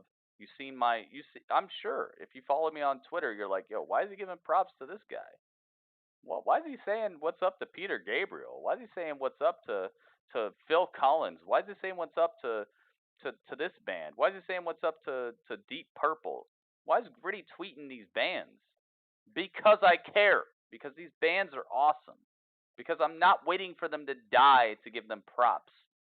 All right? So that if one day when those bands cease to exist or those people cease to have life on this planet, I'm not this hypocrite who all of a sudden jumps on a bandwagon to get some props and get some clout on my name. I can literally say, hey, I gave props to these people while they were alive because I cared about these people. I didn't hop on a bandwagon. I despise that crap, dude. When you use somebody's death to get you clout, you are the bottom of the barrel to me. Those ice cream headaches. They slow down. Remember Evans the now manager setting got Scorpio fired Sky for the head Kobe first comment? into that turnbuckle pad tag out to 𝗟𝗏𝗃𝗲. That's what's called a sledgehammer. See them hanging over the top rope there, folks.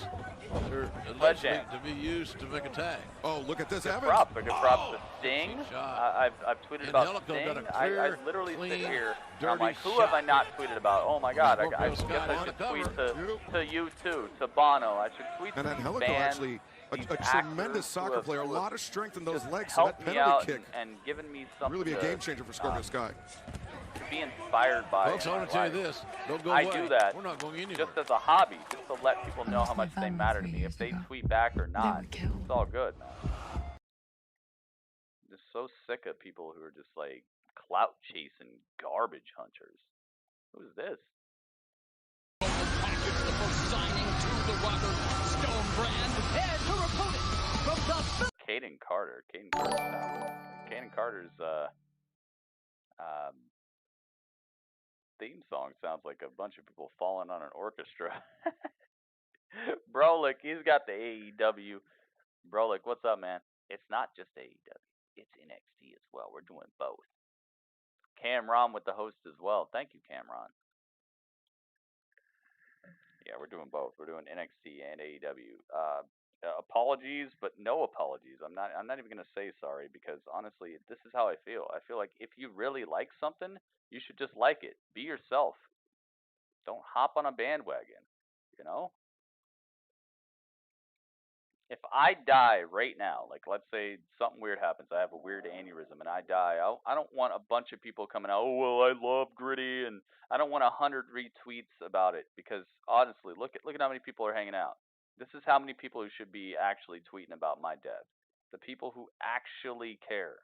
Not a bunch of weirdos hiding in the shadows and not caring about anything, not supporting me, not helping me pay my bills or help my children eat food for the day, helping to pay for their shoes and their field trips and all the rest of the stuff that I have to do as a father. I don't want to hear that there's a bunch of people out there. Oh, I always loved Gritty. I just he inspired me. I don't want to hear none of that, man. If you're not hanging out with me and you're not part of the stream and you're not showing up, you're not actually supporting me. When I die, I don't want to see nobody tweeting about me unless you actually are in here. Unless you're actually hanging out, man. And I know what's going to happen.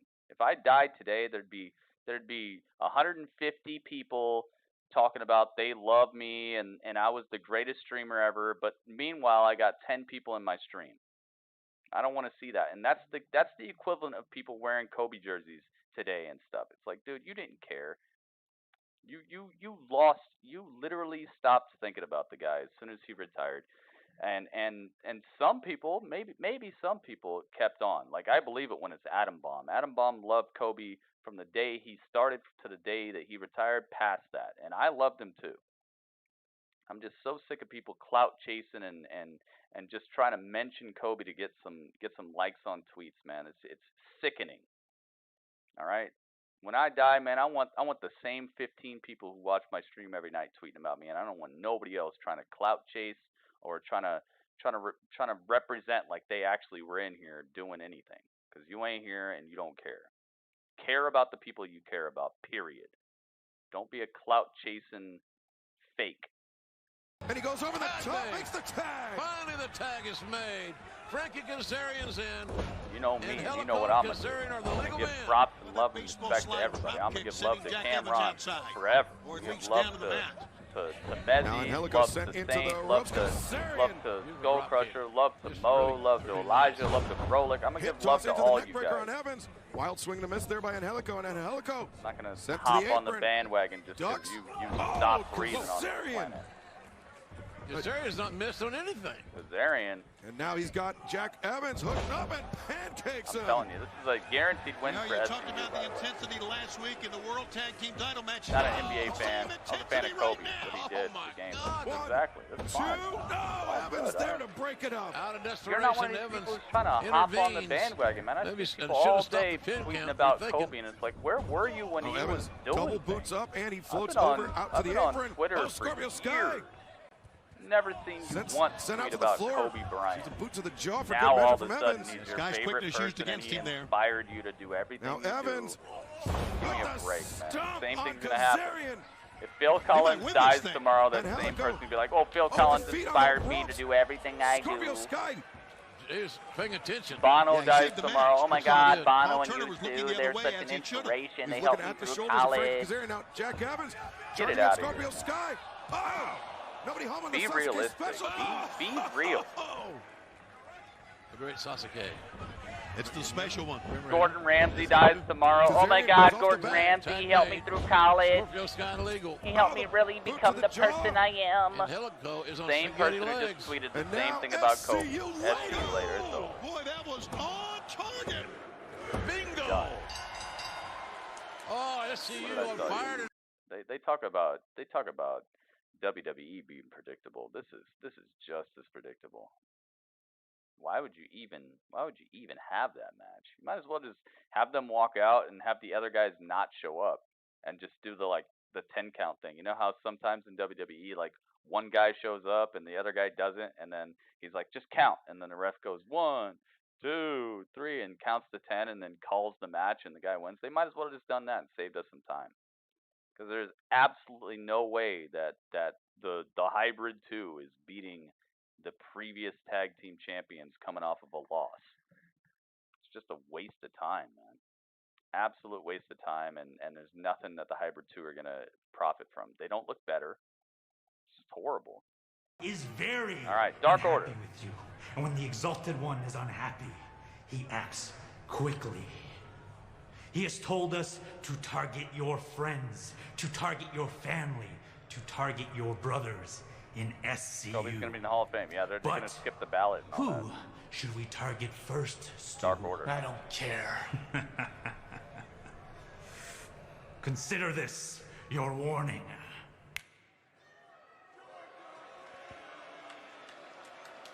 Christopher Daniels.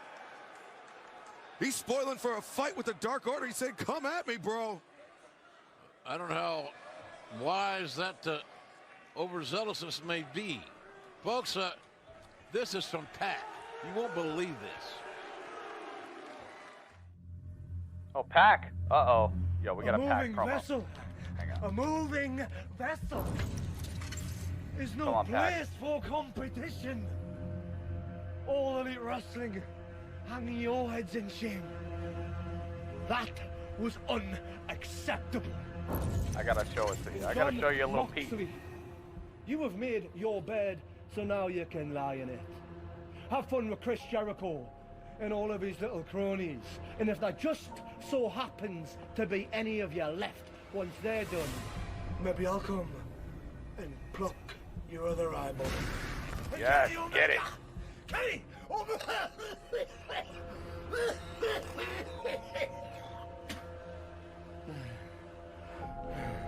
I guess you finally heard me, did you, Kenny? Well, it took you long enough. But you know, it's the arrogance and it's the audacity that I really can't stand. You're gonna fit me in when convenient. We're gonna do everything by your schedule, huh? Nah. Well, you see, Ken, that doesn't work for me, lad. What is going to happen is we're gonna do everything on my timetable. Starting next week. I'm coming for blood. Dude, do it. Please What you got? do it, dude. Please do it. Pac they need a mid-card title. Like I'm actually getting a little bit perturbed about this. They need a mid-card title. This whole tag titles and then a major title, you can't tell me that it's even that way. 10 lashes on live TV next week. You can't tell me it's even. Think about how many women they have and think about how many men they have. It's not fair. It's not even. Jon Moxley versus Ortiz. I wonder what's going to happen, dude. They're just so freaking predictable, man. Britt Baker versus Yuka Sakazaki. I wonder what's going to happen there. Young Bucks and Omega. Young Bucks, Omega, and Page versus Lucha Bros, Butcher, and the Blade. I wonder what's going to happen there. Like, it, honestly, man. Yeah, Pac's promo is incredible. Incredible. Pac's the best thing they got, man. He is the meld of everything that you want from a wrestler. He's got a great look. He is incredible in the ring. He is awesome on the mic. And on top of that, he brings this in-ring and out-of-ring charisma that is super conducive. It not even conducive. It's super, what do they call it? When something, consistent. Super consistent. Him in and out of the ring is the same guy. I love it so much. The guy is the best thing to have. I know Jericho's awesome, but Jericho he presents this imbalance on the scale. It's like the promo is up here, the in-ring wrestling is down here now because he's older now, and also the way that they're booking him in the ring, he's getting absolutely mollywopped by people who shouldn't be able to shine his boots. Okay, Pac is just like super in the middle, just perfectly consistent, just great wrestling, great promo, great look, great presentation, just great. Everything is A+ for him. There are some people who are A+ here, B- here, D+ here. Like, he's just across the board. He's got those marks, man. Absolutely.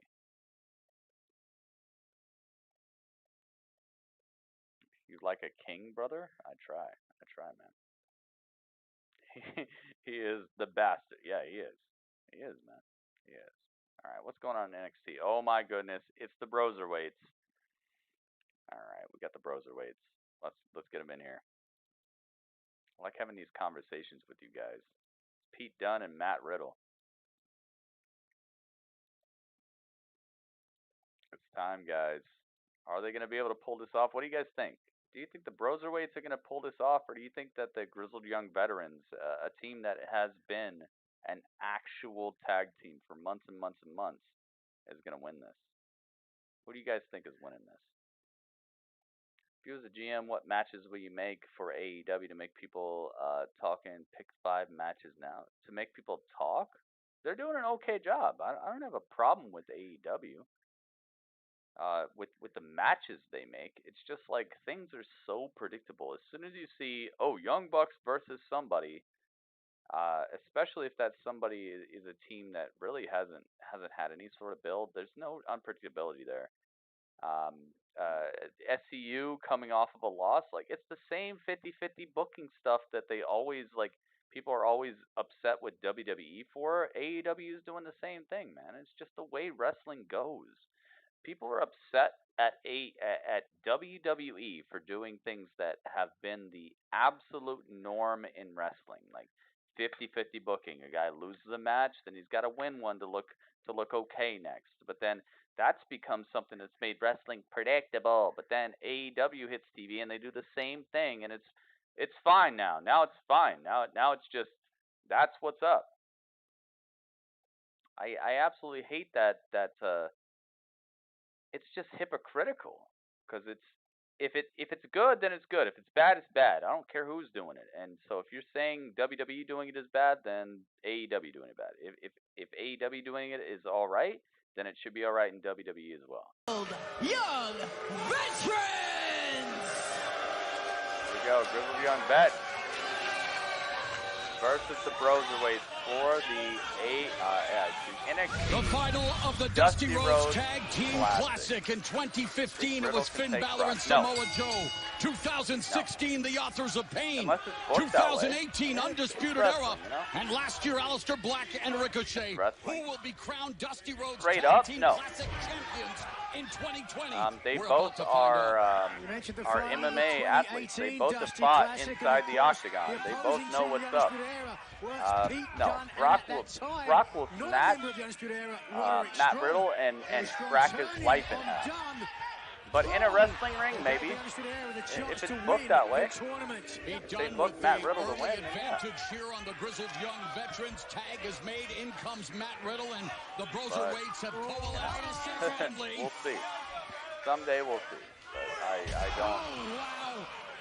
And a stomp in stereo by Riddle and Dunn, and the original Bro using his educated feet to keep James Drake in trouble. Drake showing off some of his athleticism. Matt Riddle is doing great things. Don't get me wrong, but gonna get the pinfall out of it as we see Riddle trying for the he's not quite there yet. He's not on Brock's level yet. Oh, that's one way to get a break. Back elbow from Drake. Smart move by Drake, looking to follow it up. Quick tag. Made. In comes Zach Gibson. Couple of leapfrogs. Look at that. Riddle turned around and was waiting for Gibson, but was waiting for Drake, but instead it was Gibson there with the clothesline. Oh, wow. There's that veteran experience you're talking about, Nigel. Not yet. But if it's booked that way, it's booked that way. If they book it for him to win, then he'll win. Gibson putting I just don't think it's believable yet. I'd say Matt Riddle winning against Brock is not believable yet. Of endless boots. Cavalcade of kicks from Matt Riddle. Riddle gut-wrench suplex. Oh my goodness. See the strength of Matt Riddle there. Tag made. In comes the Bruiserweight. Not yet. Former NXT UK champion, and he and Dunn. Yeah, AEW's doing a good job. Booking part is what sucks. That's because the whole Royal Rumble situation. They didn't even see each other in the Rumble, so there's no way to tell. They've never touched each other. Never touched each other inside a ring, so I have no idea. The man who became Bruiserweight, with all the O's. Yeah, Cameron's in the ring, man. Cameron's in the building. Oh my goodness. Gibson with a flying forearm destroys Pete Dunne. Things breaking down here in the final what's going on in AEW. What do we got on AEW? And the grizzled young veterans. Proud and powerful. Dunn could be hurt. There's no could Pete about Dunne's it. down. He's holding the arm. See, after the landing, Dunn was grabbing at his left shoulder. Drake and Gibson on the Keith Lee beating Brock before Riddle. I can kind of agree with that. To a tag team championship opportunity at TakeOver Portland. I think Brock, first year that NXT because of Brock, and think about this, guys. I need everybody to think about this. Classic, grizzled young veterans, one victory because of Brock beating The Undertaker's WrestleMania streak, I think maybe Brock should be kind of the new Undertaker type of guy, where it's just so difficult to beat him at WrestleMania. I don't think he should have the same streak as The Undertaker. Taking it to the Broserweights. Okay, we're going to commercial. I don't think he should have the same streak as The Undertaker, but I think that he should be that thing that is like insurmountable at WrestleMania from now on. I think he should be that guy. I don't think Roman should be able to beat him. I don't think anybody should be able to beat him. I think it should be the disappointment. He should be the guy who, like, we think, oh yeah, Drew's gonna get him, and I think Drew should put in a great effort, look like $1 million, and I think Brock should just win. I think Brock should take a bunch of damage. He should look like he's about to lose, and then Brock should just snatch him and hit him with like 3 F5s and put him away.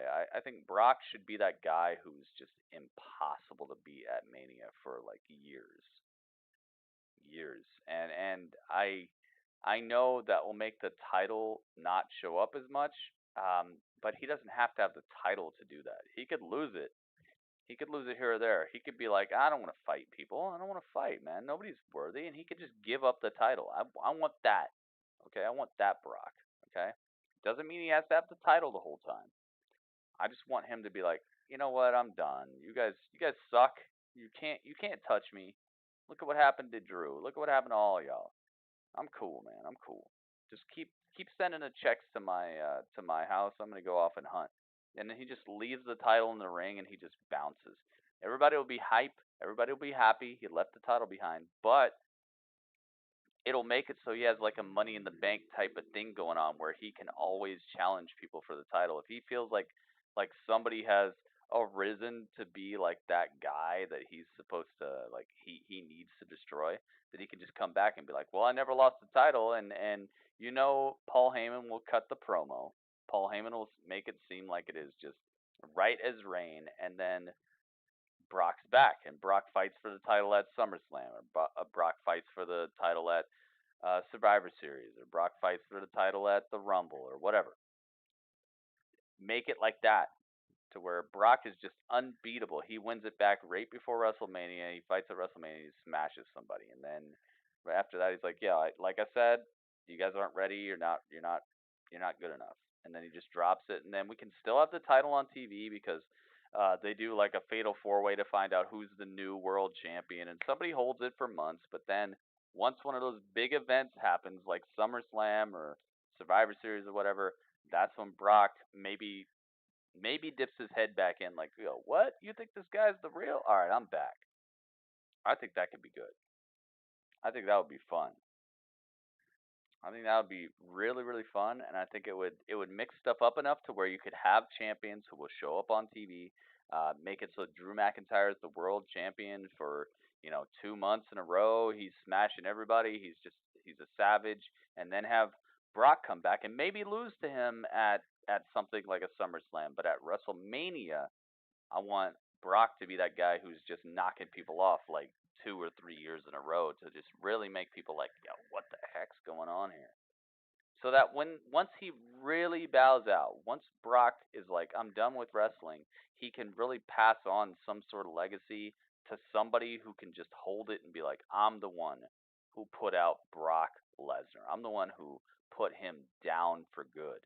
And then somebody will skyrocket to the moon off of that, But if it just keeps going, Seth beats him, Roman beats him, everybody beats him, and Brock is just looking like this guy who he's dominant when he needs to be, and then he's sacrificed every single time anybody else steps up before Mania, then it looks wacky, and it doesn't look devastating, man. It just looks like yeah, he's got it for now, and he's not gonna do any title defenses. Do it this way, then when he finally loses at Mania, it's going to be a big deal, like what he did to The Undertaker. I think that would be perfect, man, and I think that would actually help somebody's career to continue on into the next couple years and look like a big deal. From the original bro, hold on! Oh my goodness. The bro with the suplex. No, nothing there. Break up that pinning predicament. That's also putting Keith over, exactly. Delivering the blunt force trauma. Brock slam. You know what I mean, though, guys? Do you understand? Like, do you feel what I'm saying? Like, I feel like if they do it that way, when he finally hangs it up, then there's somebody else who can be the next one to be undefeatable, or the next one to make somebody look good. The way it is right now, he just keeps dropping the title whenever they want, and it's just like there's nothing to it. It's like, okay, he lost to Seth. Does anybody think Seth is better than Brock right now? No. Because they just put it on Seth, man. They just let Seth win, and it was horrible. It didn't look convincing. I'll be right back.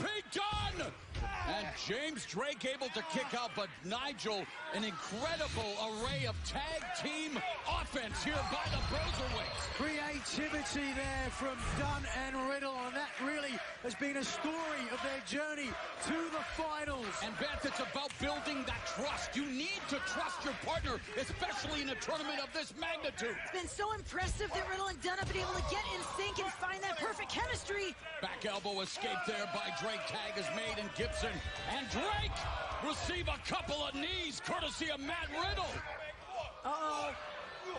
Oh! Basket toss bomb! Combination offense, a cover! Gibson gets a 2.5.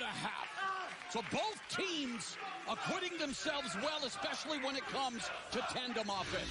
Here is that tandem offense here. Both members of Riddle Young Veterans driving Riddle down to the mat, getting very close to scoring the victory. Takes quite a lot to keep Matt Riddle down. Looks like he may have had the wind knocked out of him. Let's remember what is on the line, not just the winning of the Dusty Classic, but of course an NXT Tag Team title opportunity. Suplex by Gibson. Gibson looking to face UE for the second time. And what a night it was for Gibson and Drake coming into the Undisputed Era's house, the NXT arena, and bouncing Bobby Fish and Kyle O'Reilly from the tournament. That had some snap in it. To me, to me.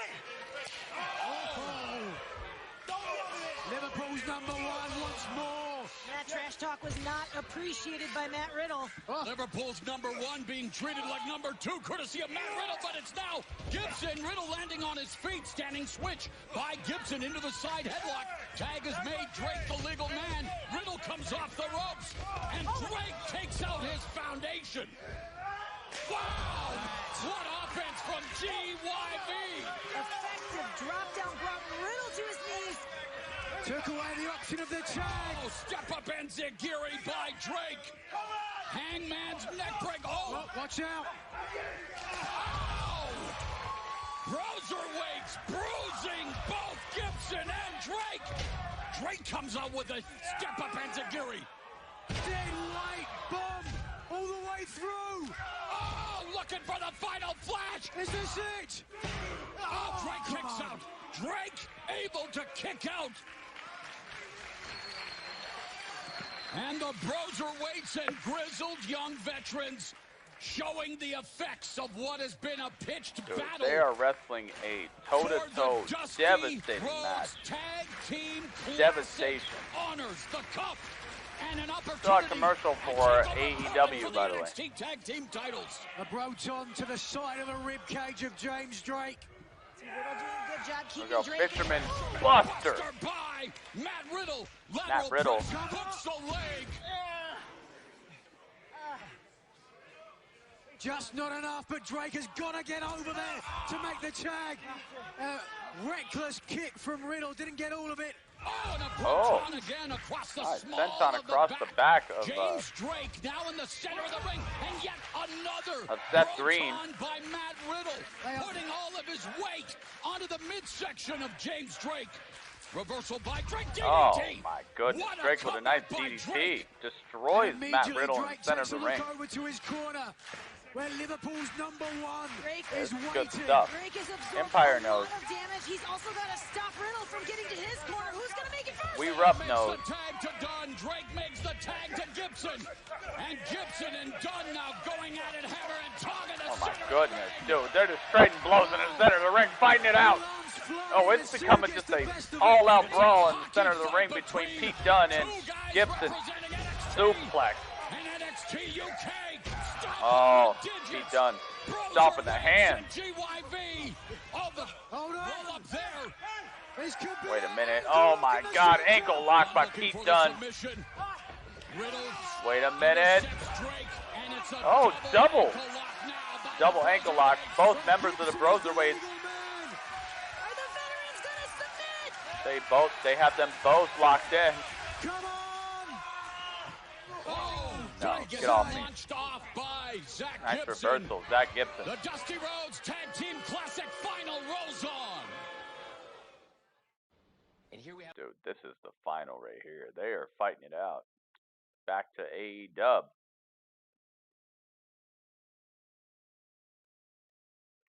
Christopher Jericho and the Proud and Powerful versus Darby Allin and the Money Avenue.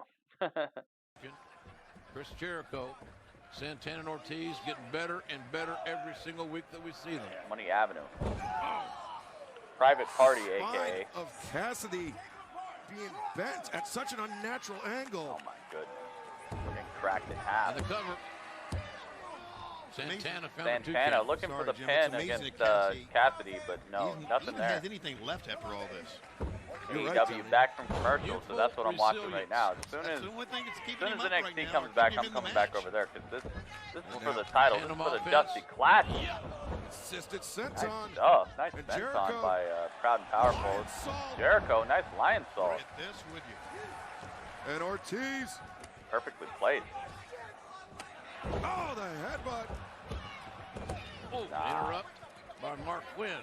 Mark Quinn breaking up the pin. Trying to Trying to encourage Cassidy to make it over to the corner.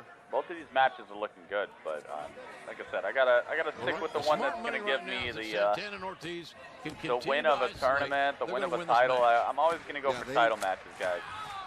They know exactly what they need to So do. we're sticking with sticking with AEW for now, but as soon as NXT comes back from commercial, we're going back to Cruiserweights versus the Grizzled Young Vets. I hope everybody understands why I do that. I think that titles always take precedence. The flying foot right to the face. So we see some life there out of Cassidy. Titles and tournaments always take precedence over matches that don't really have any any actual outcome that's going to affect much. Darby Allin is in, flipping over, and now goes coming behind. Nice. Beautiful stunner. Front flip stunner. Oh, and then goes to the outside, destroys Jericho. Darby Allin's rolling. He is taking out all three members. All three members of the inner circle that are in this. He is around here like Sonic the Hedgehog. What is going on? Darby Allin is the best ever? Unbelievable.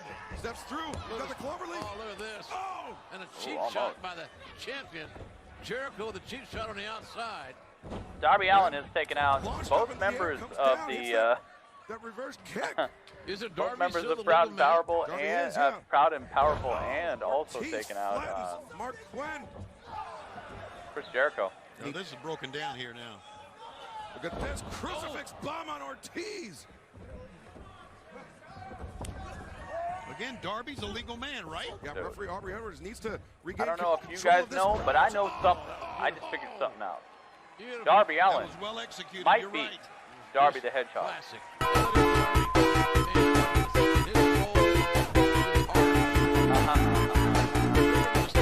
Oh, yeah. Oh, look at that, Darby. Let's go. Darby Allin.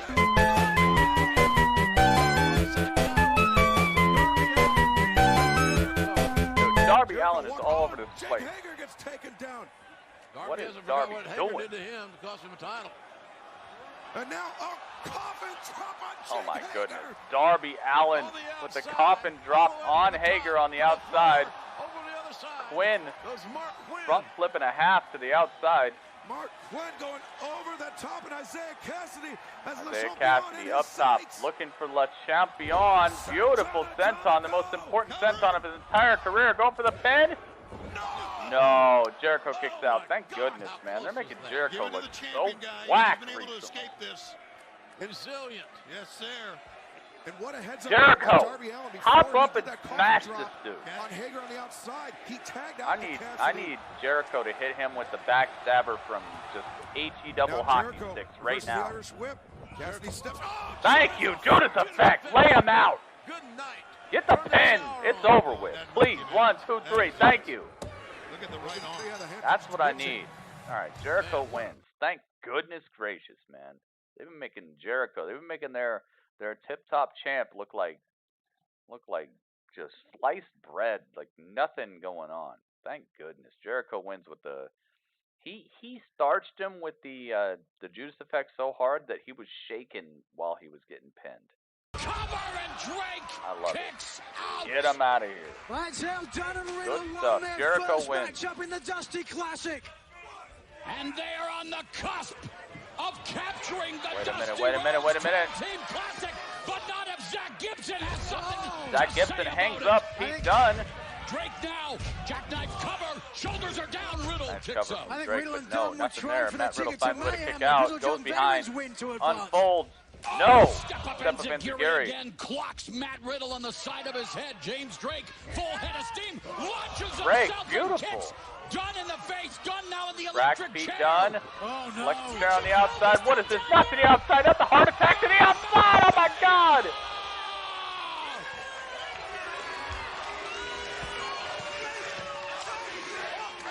That is it. Pete Dunne is no more. Yeah, It's Pete 2-on-1. Dunne. Pete Dunne's gone, dude. It's the bro. Veterans. The bro is all by himself. Bro fighting back against both members of the Grizzled Young Vets. Oh my God. Gibson holds This him. just became a Drake, handicap beautiful match. drop kick. Here we go. It's time. Vertical suplex. Matt Riddle is laid out. 450 splash for the win, baby. One.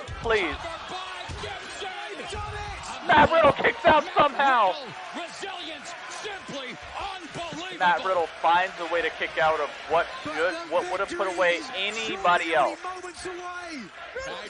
This is it right here. Grizzled Young Vet, center of the ring.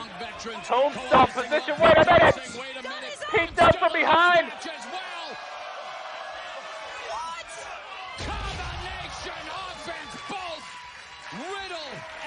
Impossible. This is impossible. NXT, no way.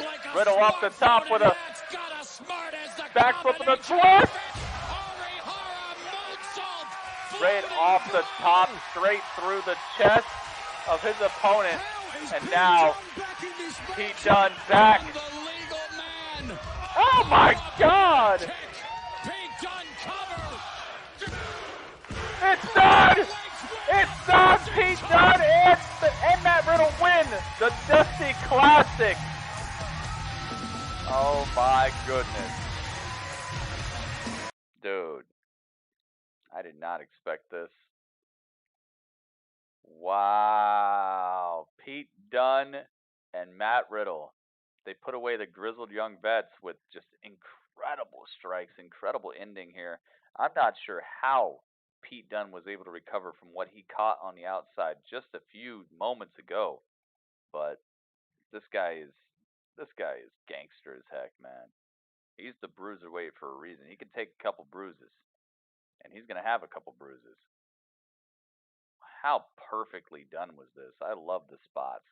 Even one of these spots would have made a Monday Night Raw. These guys had like 14 spots that would have made a Monday Night Raw. NXT killing it.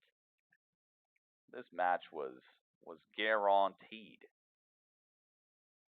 Guaranteed with a warranty. Okay? What in the world, man? That was so good. The Broserweights win with a fireman's carry step-up enziguri combination to win the whole entire tournament. And your new Dusty Rhodes Tag Team Classic winners, the Broserweights, and they got the cup. To prove it. Dusty Rhodes Tag Team Classic. Pete Dunne and incredible. Heck, yes. Boom. 3 weeks, baby, and they're already the best. Already the best. Got it. Too good. I did not expect that. I thought they were going to give it to the Grizzled Young Vets, but they didn't do it. They didn't do it. My goodness, man. They're getting a tag team title shot against the Undisputed Era as well. Are they going to be the ones to take them out? Oh yeah, AEW. Oops. Well, AEW is over. Well, hey, I stuck where I thought I should stick. I don't know what happened at the end of AEW, guys. Can you fill me in? What happened? What happened there? Did they? I know that Jericho won off the Judas Effect, but did anything happen after the win was over? Did anybody come out? Did anything change?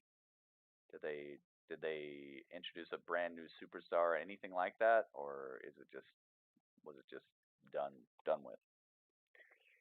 Jon Moxley came out. They attacked Darby Allin and Private Party. John came out to save him. He came out to save Private Party and Darby Allin?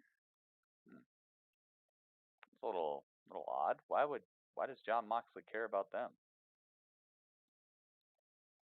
Little strange to me. I don't know. I think Undisputed Era might retain at Portland. They might, man, but the prophecy is falling apart. The prophecy is going down the drain, man. They're losing this gold. They lost the North American Championship, and now the tag team title's on the line, and then the World Championship is on the line against Tommaso Ciampa. I don't know how they're gonna. Dude, how are they gonna do it? How are they gonna retain any of that? I feel like that's like a guaranteed loss. Like they're not gonna have anything. I don't know, guys. But hey, how about this? If you're ready to talk, I'm ready to talk. Let's have ourselves a little chat. Just a little chat. Dudley, what are you doing? Dudley, you got to get out of there, man. What are you doing? Dudley, stop. Dudley, get the volcano out of here. I see you. I know you're having an epic fight. Dudley's like, I'm having an epic fight. I know. But you got to get out of here. Dudley, you got to go, man. At least take the volcano out. Dudley, please. Thank you, Dudley. Thank you. I can still see the smoke, Dudley. Dudley. All right, thank you. All right, you stay there. That's fine. That's fine. All right, let's go.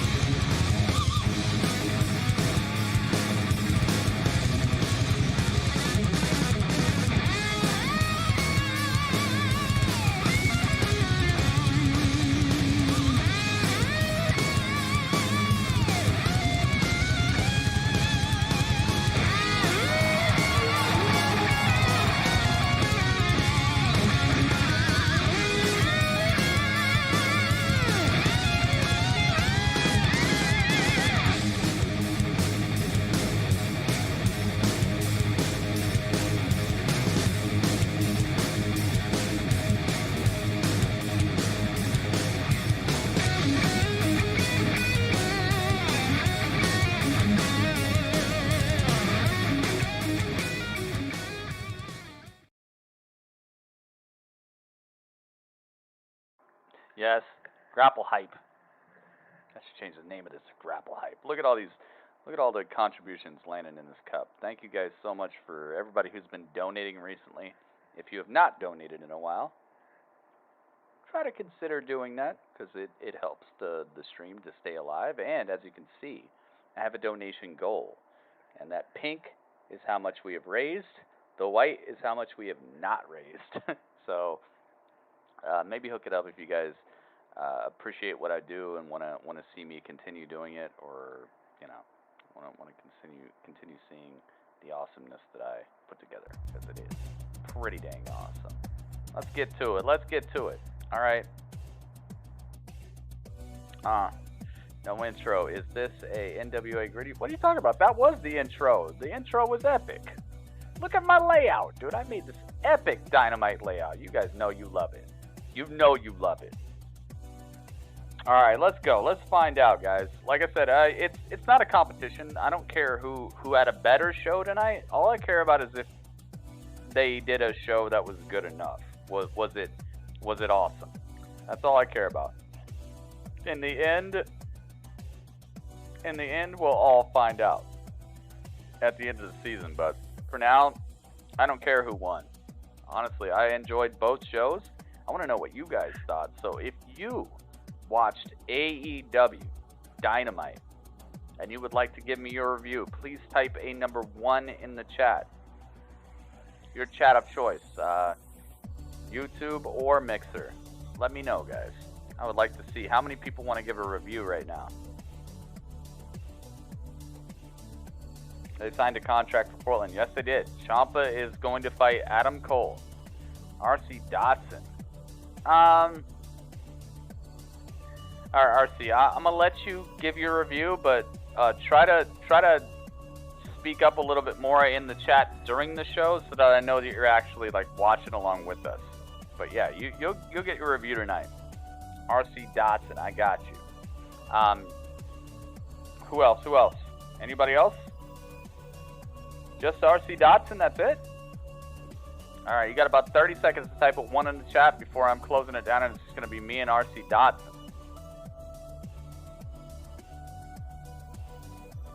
We're going to find out.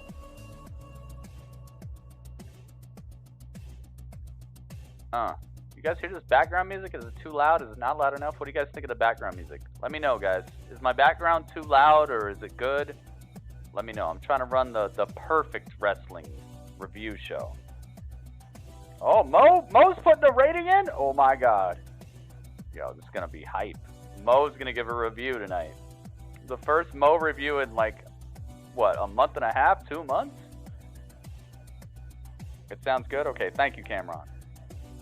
Alright, 10, 9, 8, 7, 6, 5, 4, 3, 2, 1. Alright, that's it. It's RC Dotson, Mo, and me. These are the three that are given AEW its rites of passage. By the way, if you guys don't know why we're doing these reviews, if you don't know what the reviews mean, if a show can score over a 7.75 as an average score between me and everybody else who scores the show, then it will get a point. NWA is currently in the lead. NWA Power turned in a great show yesterday. So this is where NXT and AEW are at right now. They want to get to the point. RC Dotson says an 8 out of 10. Is there anything you want to say about the show? Like what you liked or what you thought could have been better, or anything you'd like to... Oh, okay. He's got his review here. Here it goes. Here we go. Alright, RC Dotson says, AEW started off hot tonight. It cooled down around the time of SCU. Yeah, I agree. I absolutely agree. Still strong enough to give it a nice 8, or I would argue even a 7.5. I would have no problem with that either, but I'm going to... He's going to keep it at an 8. I agree with you, man. I felt like they lost some of the hype around the SCU match for sure, because it just took this turn. Like, it felt like it was, to me, it felt like it was basic. Like, it was like, oh, here we go, SCU, yeah. Like, it didn't feel like I was hyped to see what was happening. I just felt like I had to persevere through it, and that's something that happens on Raw a lot of the time, dude. Sometimes there are matches on Raw where I'm like, oh my god, I know the entrance is going to be longer than the match. Can we just not? Like, I completely agree with you. Mox and Jericho, solid 8. Argue a 7.5 though. You gotta choose one or the other though, RC. Are you going with 7.5 or are you going with 8? I like your review, by the way. Your review is very fair. It seems like you're a fair and balanced individual who's watching wrestling for the right reasons, not being overly fanboyish. I like that. Which one are you gonna give it, RC? An 8 or a 7.5? You got to choose one because I got to put it in the calculator. You got to put it in the calculator, man. Which one? I think you're more on the 8 side, but it's up to you. Which one?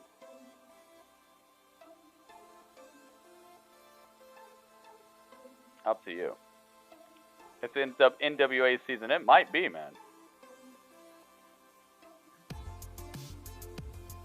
I like this background music, man. It helps me to just stay hyped. Which one, RC? 8, 8.0, or 7.5, man?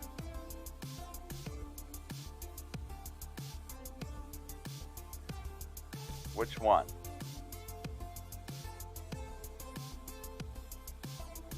It's either or. It makes a big difference, trust me.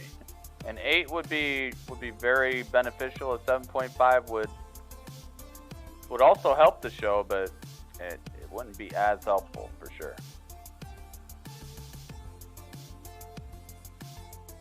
8, solid. All right, you got it.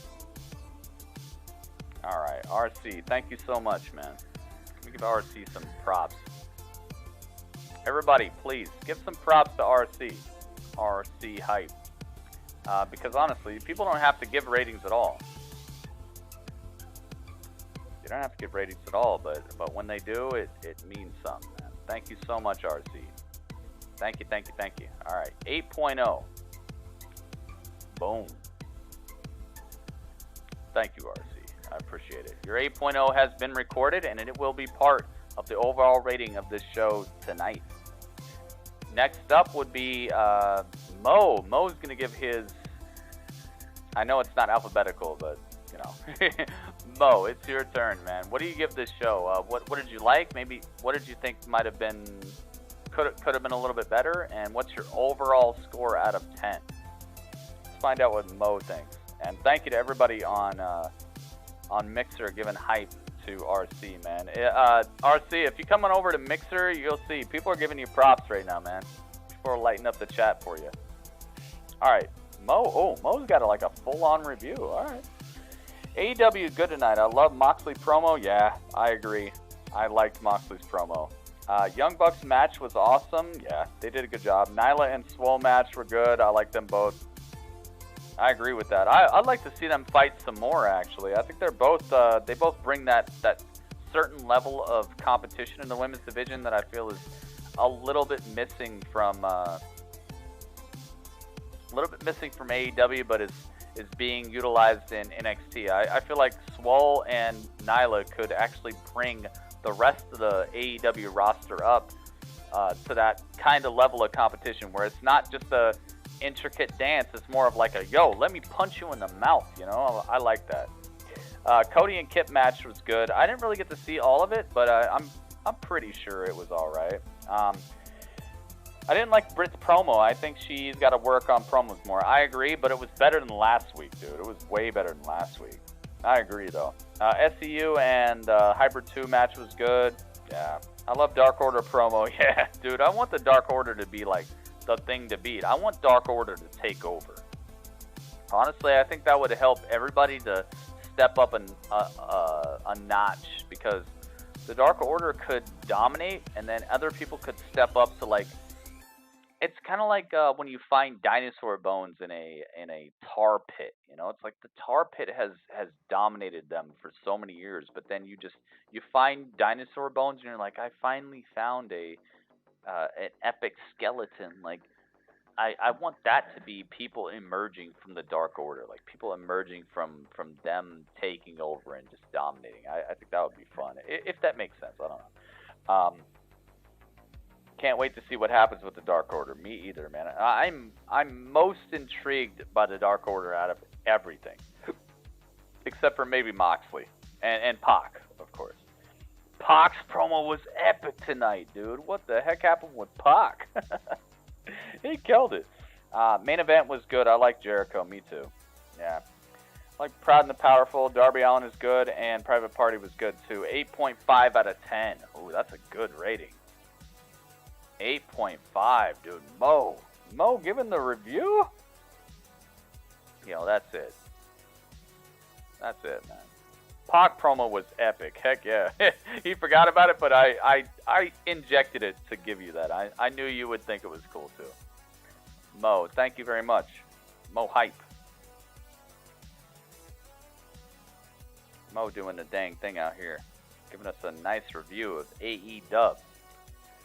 Honestly, man, I can't argue against anything he said. I felt like they put together a solid show. The only things that kind of detracted from it were a little bit of the Britt Baker stuff.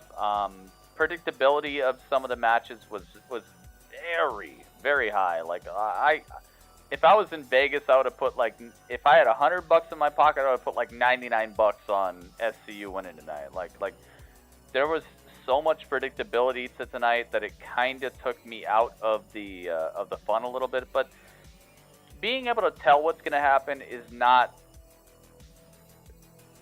the most of the enjoyment, I guess. Like, you don't have to be surprised to like something. So it sucked that I could tell what was going to happen, but also the lead up to what happened is not the worst. So I agree with you on a lot of this. The 8.5, that's a little high for me, but it's very understandable because it was enjoyable. If you just sat back and you just all you had was just like a good dinner to eat and you're watching TNT tonight, man, it's gonna be the bee's knees, man.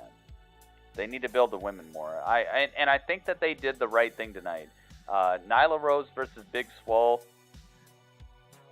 Great stuff, man. Great stuff. That's a good way to start building the domination, the devastation, and just the downright just smash mouth style, and not this 100-pound women's division where people are.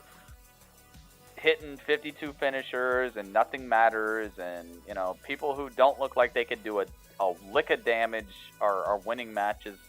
I think that they brought it tonight. I think the women's division is they're not back. They're not epic yet, but these were the two you needed to put in the ring tonight to get me actually back on board a little bit with the women's division. So it's definitely not the NXT women's division, but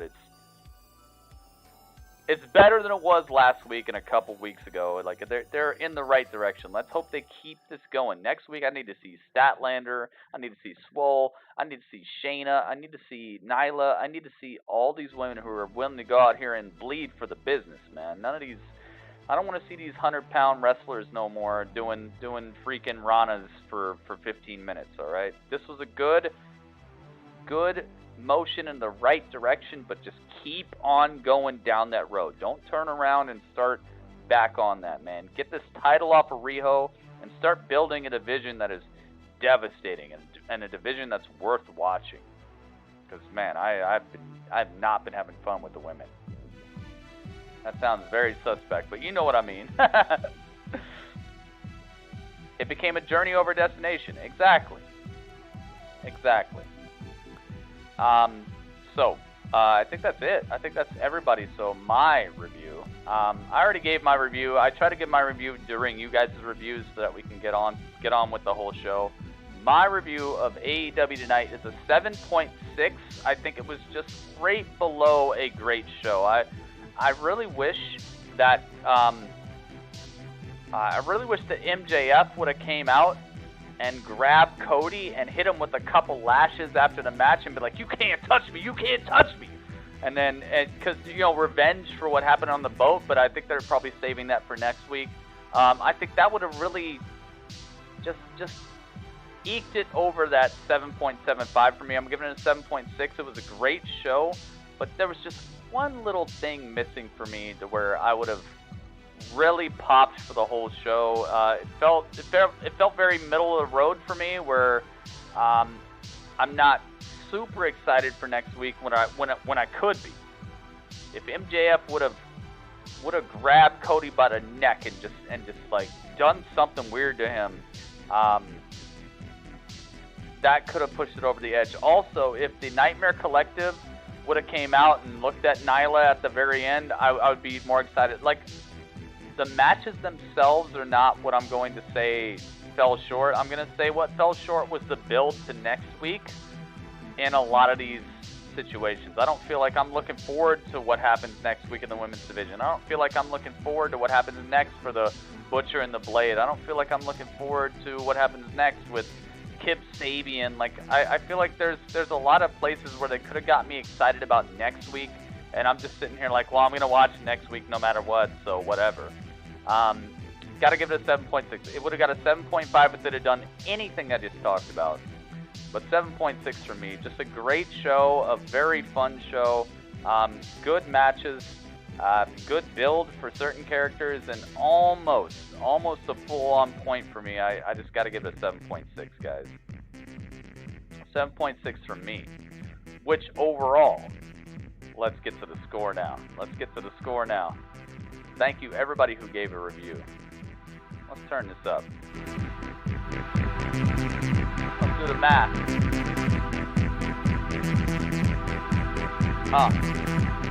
An 8.0, an 8.5, and a 7.6 that equals 24.1.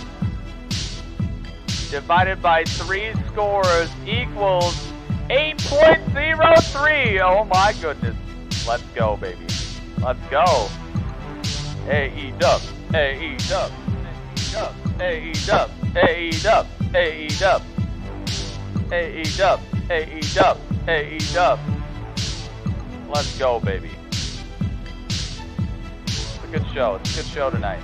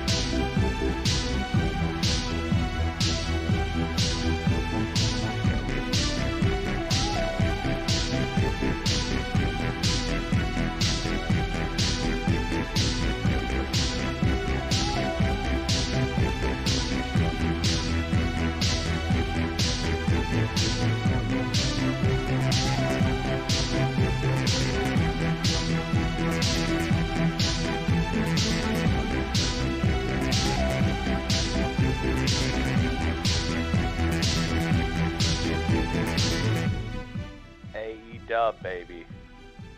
That's good stuff. Good stuff. Cody dancing. He's so hyped. He's like, yo, I'm possibly tied for first. Yeah, he's tied for first.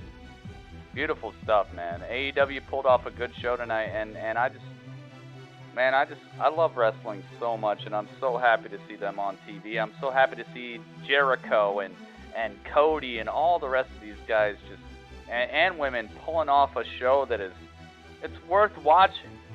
I loved it, man. I loved it tonight. Not a perfect show by any means. Like I said, I give it a 7.6, but man, I like that you guys pushed it over the edge. I like that I'm not the person who said that it made it tonight. Thank you guys so much for your review. It's time to push on. It's time to push on to NXT, AEW. And hey, Mo, I got to thank you, because if it was just between my score and an RC score, they might not have gotten the point tonight. So thank you, Mo. Thank you for giving your review, and RC, thank you as well, man. I think they deserved it. It's just I kind of rank on, is it must-see, will it make me watch next week, and tonight they just kind of fell a little short of that, but I agree with you guys. It's worth a point. Overall, I got to agree with you. My score was lower because I rank a little differently, but overall, yeah. Yeah, they did a really good job tonight.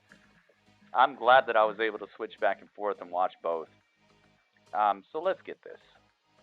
Let's get NXT on the board, and let's start asking some people what they thought about NXT. By the way, where the heck is Shayna? Is Shayna, like, for sure called up or what? Man, I don't want Shayna gone. I don't want Shayna on the main roster, man. I don't want Shayna on the main roster, but she's probably gone, guys. You think she's gone? I think she's gone, dude. I think it's over.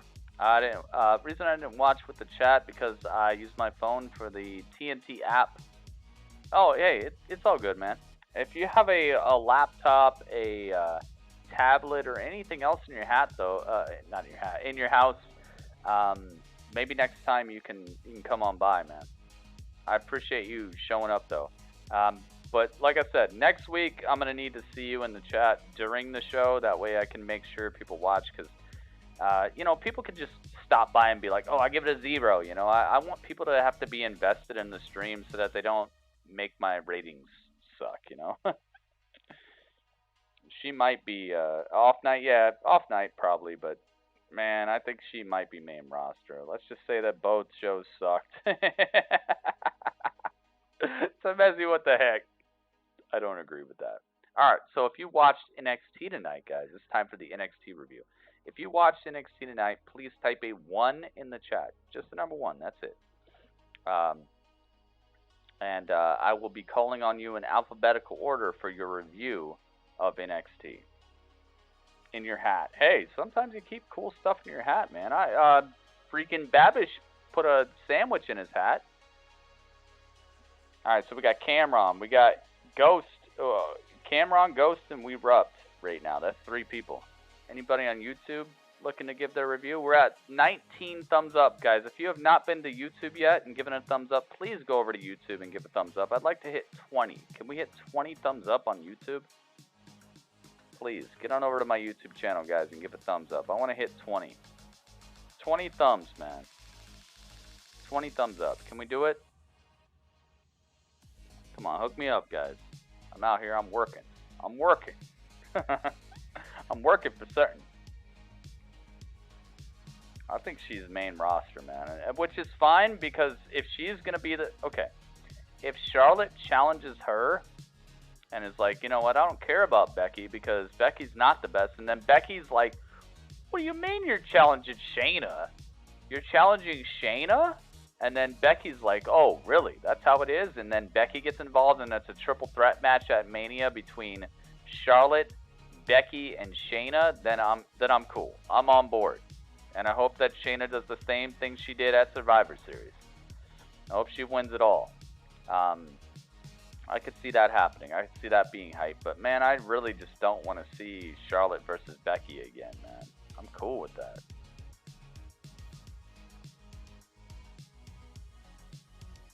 Yes, please. Thumbs up, man. If you're on Mixer right now and you have not gone over to the YouTube channel, please go on over there and just leave a thumbs up real quick and come back over to Mixer. I know Mixer is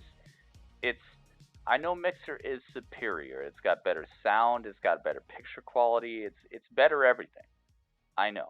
But just please come on over to YouTube for a second and just click thumbs up. Alright? And then you can come on back. Just come on back over to Mixer real quick, alright? What if Charlotte do something you think she won't do and gets Rhea? Oh my god. For the NXT Championship? I can see that. Oh, we hit 20. Guys, we hit 20. I don't know who just did it. Oh, and 21. I don't know who just did this, but thank you guys so much. 21 thumbs. Thank you so much, man. I don't know who just did it, but you guys rock. Thank you so much, whoever did it. Thank you so much. Was it you, Empire? I think Empire was probably one of them. Thank you. Seriously, I need to get at least 20 thumbs, man. Let's do the dang thing. 21 thumbs up. You guys rock.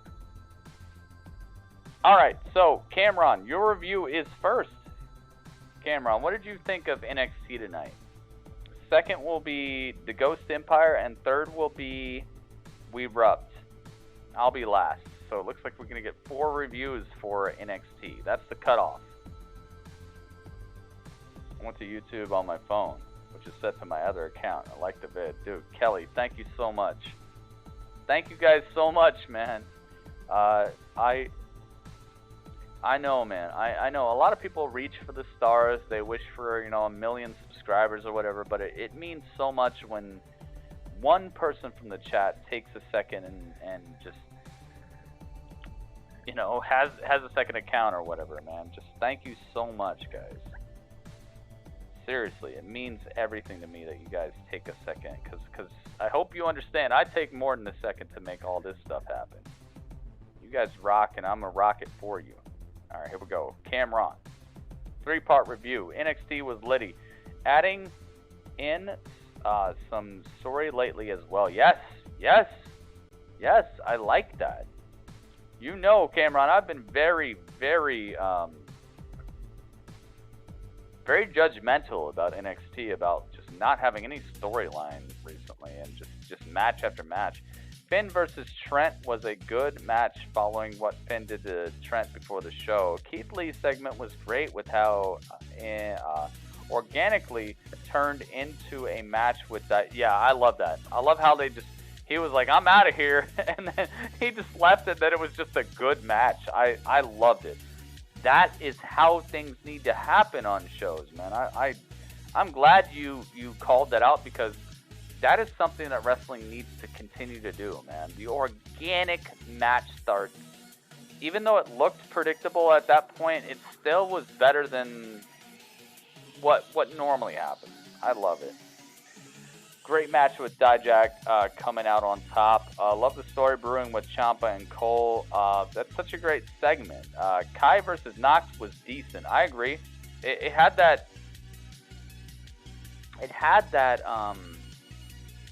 That viciousness. It had that actual disdain going on.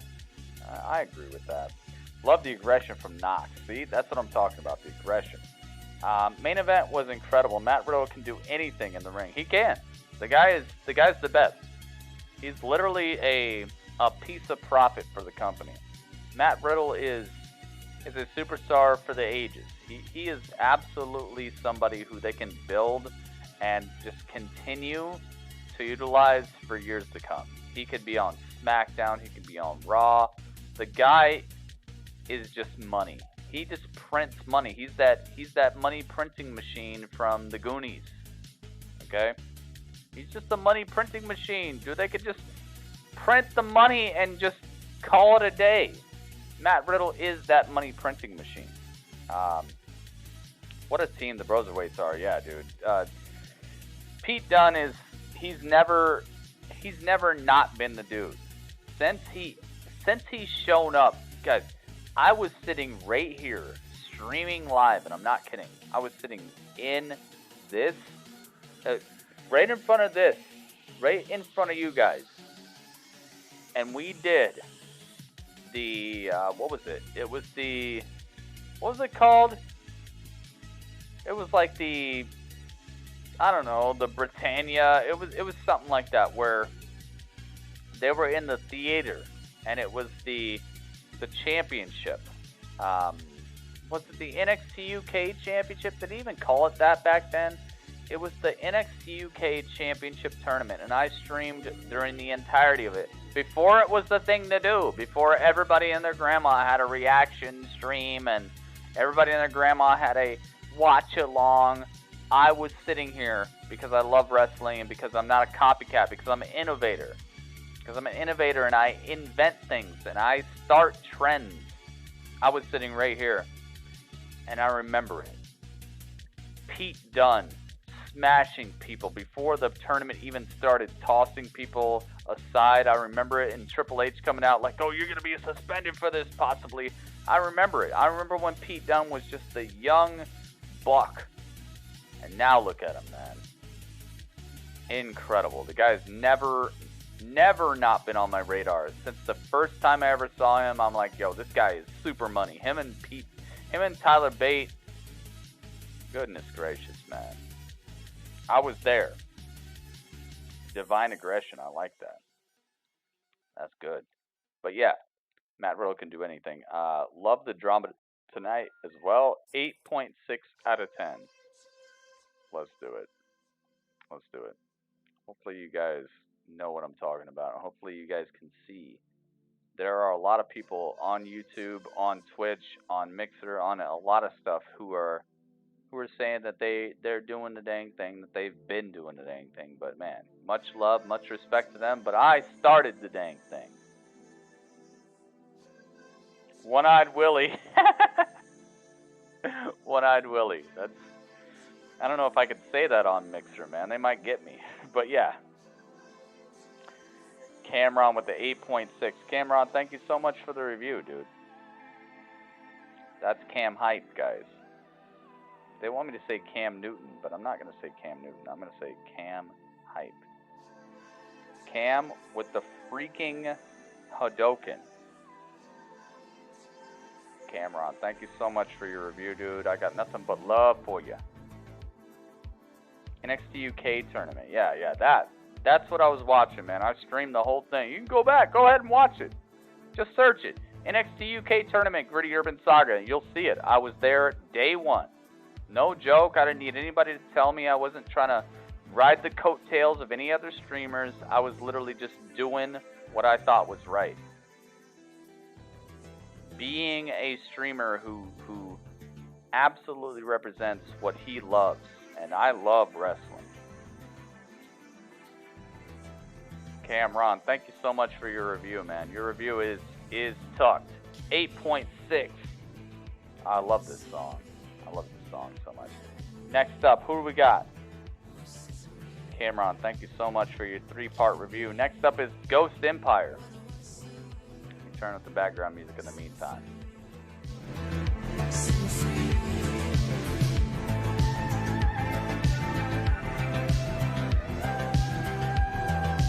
Find out, what is Empire thinking? In the meantime, let me run a commercial. Try to earn a little bit of money off of YouTube.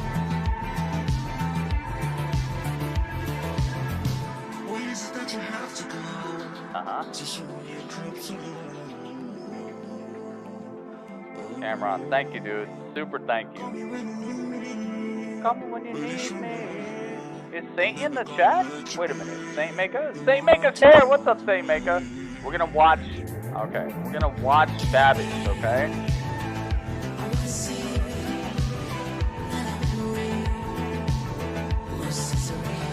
The Empire thing.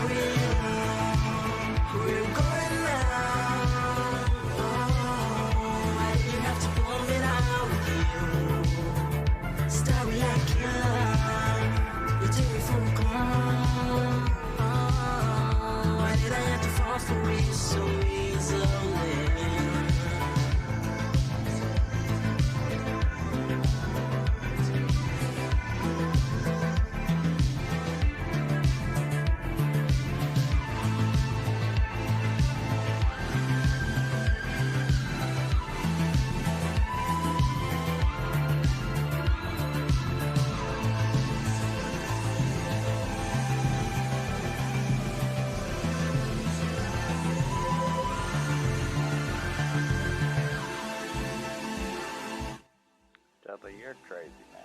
Dudley's got all the moves. Let's find out what Empire thinks about NXT tonight. Empire, what you think, man? And then last but not least is 𝗍𝗏. Place your review as well, whenever you're ready, man.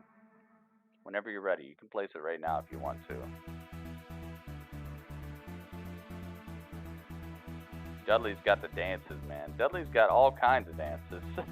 Temezi, welcome back, dude. I gotta play the rest of your donations. I'm sorry about last night, but I couldn't get any upload speed, so I couldn't continue to stream. So, don't worry. We're gonna play all your donations tonight, man.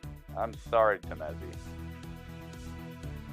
But hey, it's the gift that keeps on giving, right? Find out. It's either Empire or it's 𝗍𝗏. Whoever comes to the plate first. I got you, Temezi. Hey man, I would have stayed online. You know, I was not done with the stream at all, man. We were halfway through a Mark Wiens video. Like, I wasn't, like, honestly, I didn't do it on purpose or anything. I just couldn't get my upload to work. No upload speed. It's happened twice. It's actually happened 3 times in the last week. It's horrible, man, but hey, we're going to be all right. We're going to be all right. So let's find out who's going to be the first person to place the review. 𝗍𝗏. Oh, 𝗍𝗏 is going to be the first person. All right, let's check it out. What's the volume like, guys? Can you still hear me, or is the background too loud? What do you guys think? Should I turn down the background music, or is everything okay? Let me know, guys. What's it sound like? I want to make sure you guys can hear me.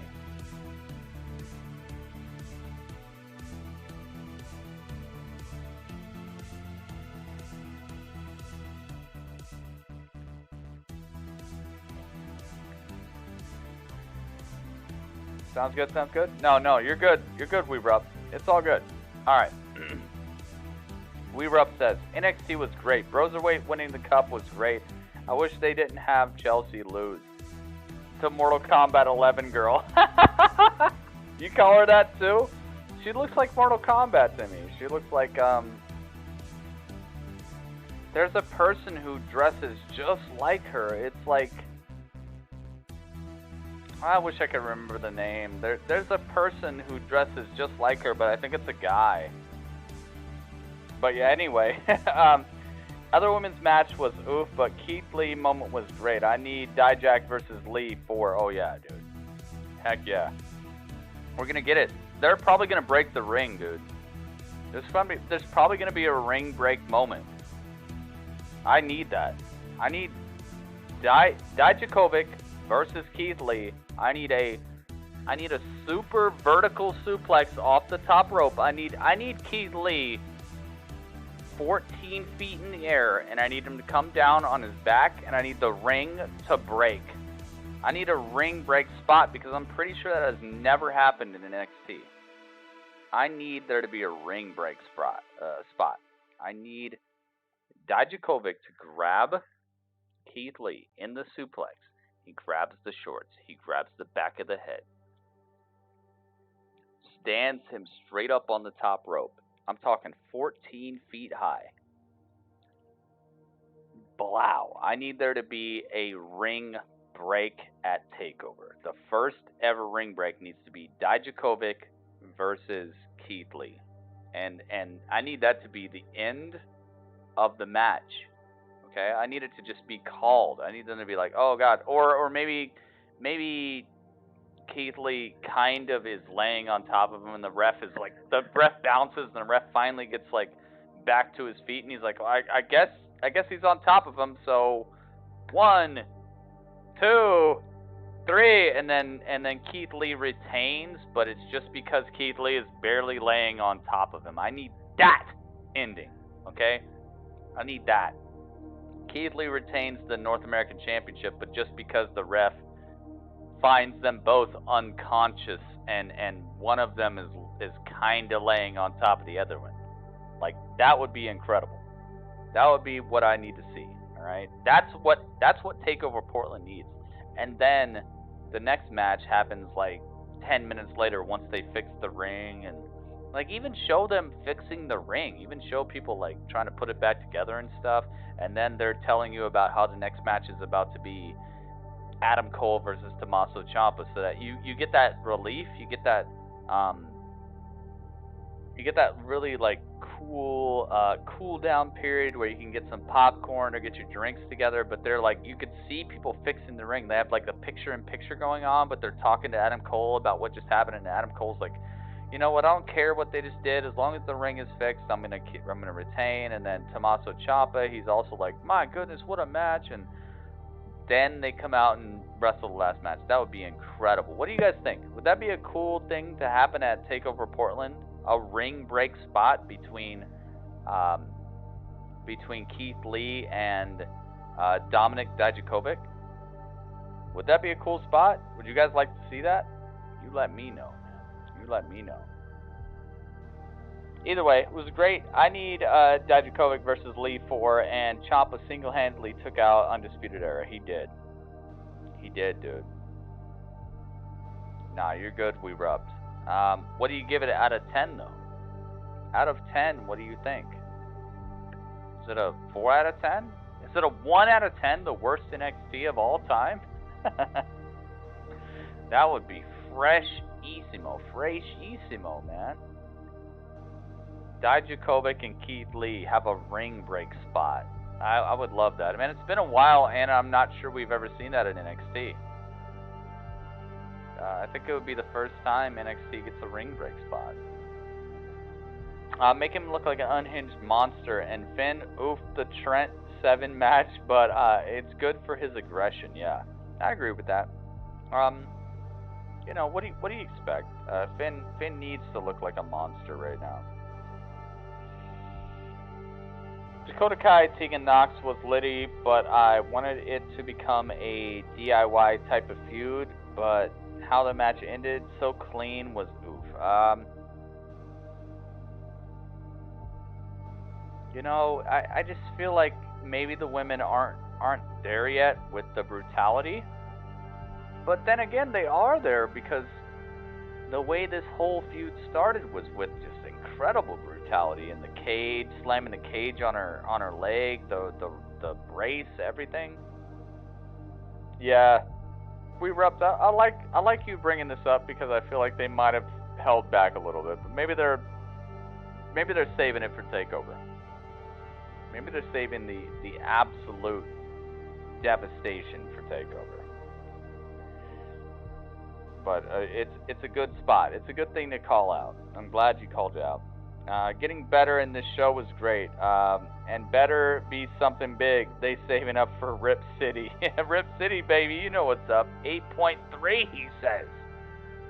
My goodness. That's some good stuff right there. Rip City, baby. We're gonna find out. 8.3. Wasn't super clean ending. So, yeah. That uppercut with the knee brace was ridiculous. Like, that hurt me. Like, when I saw it, I was like, holy crap. But I agree, it could have been a little bit more dirty. It was really clean. It was like, whoosh, and then it was over. But my goodness, dude. Could you imagine that knee brace with a super uppercut right to your face, dude? It looked good, but I agree with you. Maybe a little bit more brutalization. Yeah, F Candace. Candace is like that thing that keeps getting tacked on that you're like, what the heck, man? I agree with that, dude. Candace should not have gotten involved. Who cares about Candace? Get Candace out of here. I agree so completely, man. I'm glad you tacked that on, because, man, if you wouldn't have said it, I would have said it. Tack on Candace. Get her out of here. All right, what about Empire? Empire, where's your review at, man? This will mark the second. This will mark the second review in a row where you have dipped out and not given your review after you said you're going to give your review. So please, Empire, what's your review, man? I'm going to give you a minute and a half. Yeah, man. I completely agree. Just not good enough, man. Not good enough. But 8.3, heck yeah. I like that score. It may be a little high for me. I'm going to give my review in a second, but yeah, I agree. It was worthy. It's a worthy show. Let's find out what Empire is up to. Empire has enlisted for the review. This is the second time, but Empire has been MIA. He literally was not here for the last review before this, and if he's not here for this review after saying he wants to give a review, this will mark the second time. Three times you're out, man. You're gonna have to rebuild your trust in this chat when it comes to reviews, man. I trust you to be here, but looking kind of suspect on the review tip, man. Please chime in with your review. You got a minute left. You're 8.3. Thank you, 𝗚𝗏. Let me give some props to 𝗚𝗏, man. 𝗚𝗏 hype. 𝗚𝗏. Everybody in the chat, everybody on YouTube, and everybody on Mixer, please give some props to 𝗚𝗏. 𝗚𝗏, I'm gonna give you. That's it, man. You're getting all the French fries. Yeah. I love you like that. You're getting all the McDonald's French fries, man. I hope you respect it, because not everybody gets the McDonald's French fries from me. Man, I love McDonald's French fries. You got them, man. You deserve them. By the way, One Hit, the newest moderator on YouTube, by the way. Guys, say what's up to One Hit, by the way. One Hit is the newest member of the moderation staff. Team Gritty, the Knights of the Gritty table. He's got the sword. He's sitting at the table with the sword. He's going to be one of the people who helps us to absolutely dominate the Super Bowl, man. And on top of that, we're not just doing the Super Bowl, guys. We're going to be doing the opening game for the XFL. Yes. Vince McMahon's Football League. We're going to be doing the opening game for XFL, so I'll tell you this right now. One Hit, welcome to the squad. Welcome to the Knights of the Gritty table, but also, I hope you're sharpening up that wrench, because, man, you're going to have yourself some things to do, man. We're going to break you in the hardest style. You're getting broken in, man. You're getting broken in extra hard, because the Super Bowl is probably the hardest mod event that we do here. Something like 10,000 people.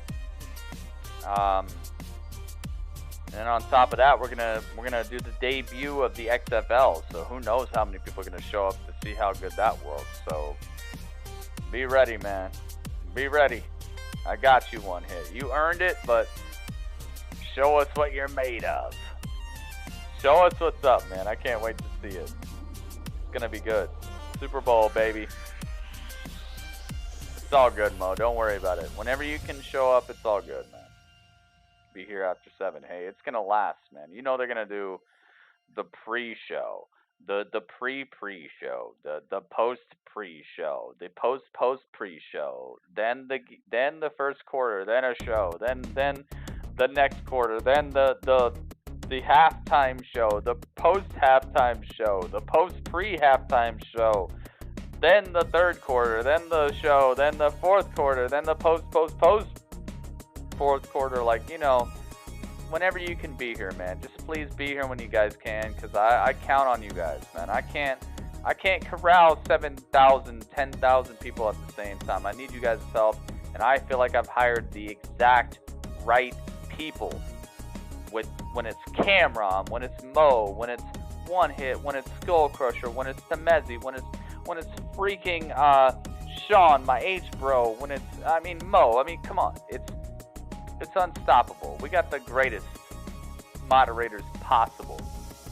People who can go from moderating 4 people to moderating 4,000 people in just an instant. Just the greatest moderators on the planet.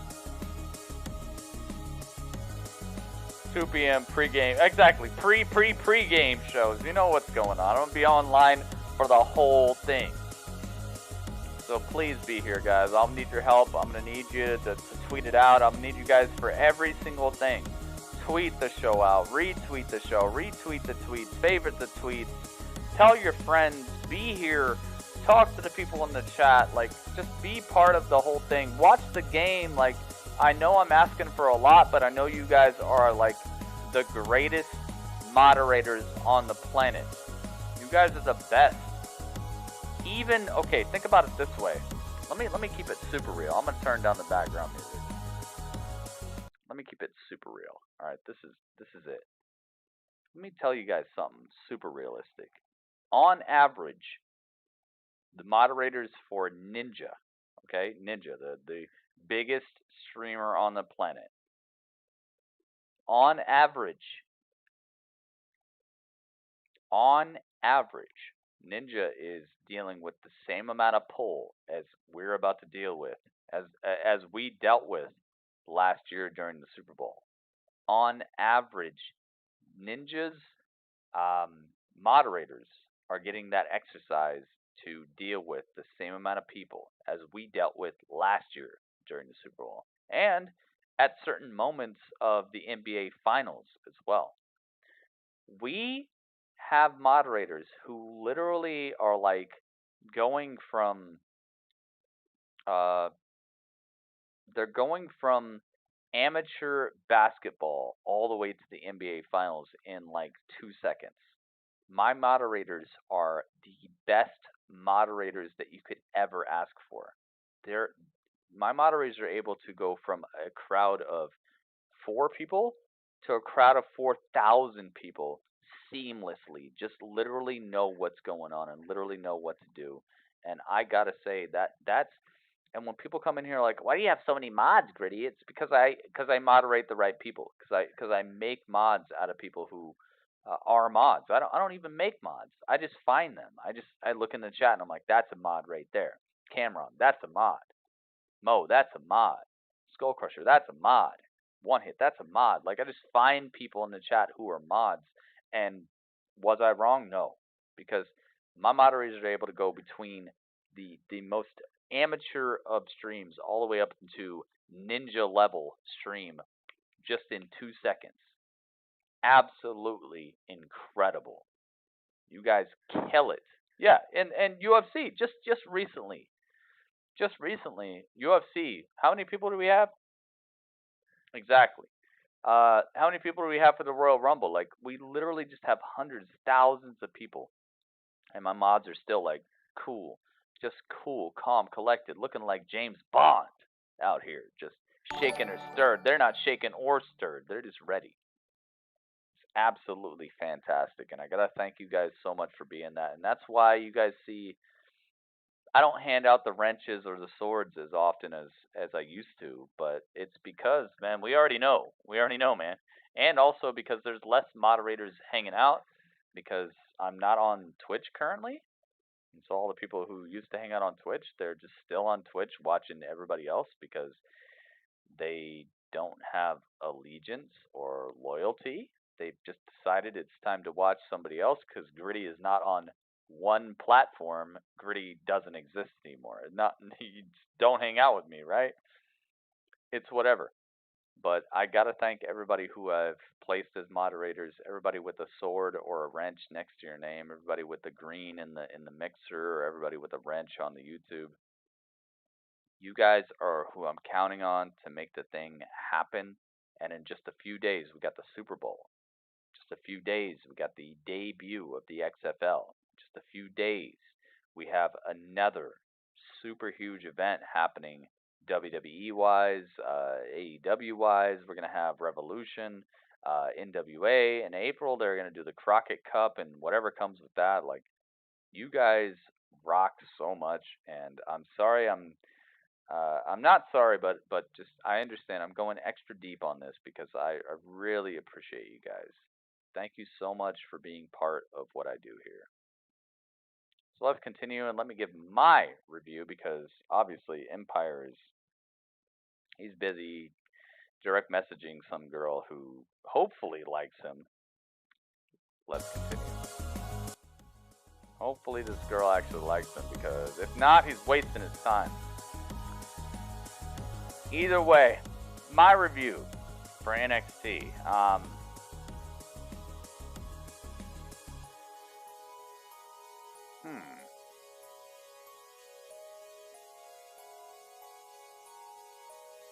They really push forward towards what is going on next. I really would have liked to see some sort of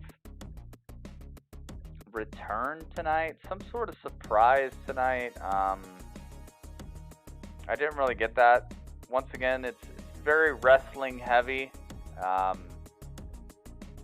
And like I said, I'm gonna keep on being hard on them. If they keep on giving me this just never-ending wrestling stuff, I'm gonna keep on lowering my score, because I just don't care. I really don't. I like wrestling, yes, but I'm not tuning in to watch wrestling over and over again. I like the matches. Oh my God! Now we're going all the way down. My internet is dipping. Sorry to tell you, man, but I gotta give this like a 7.5. I'm just not a fan anymore of NXT doing nothing but wrestling. I like the fact that they're trying to introduce some sort of storylines, but it's not enough. I'm not seeing it. I'm really not. People who just beat each other up one day and it's just not a story to me. Beating someone up is not a story. Not a fan of basically anything that's happening except for the wrestling in the ring, and if that's all I wanted, then I just watch New Japan. Not a fan of this. It's lazy.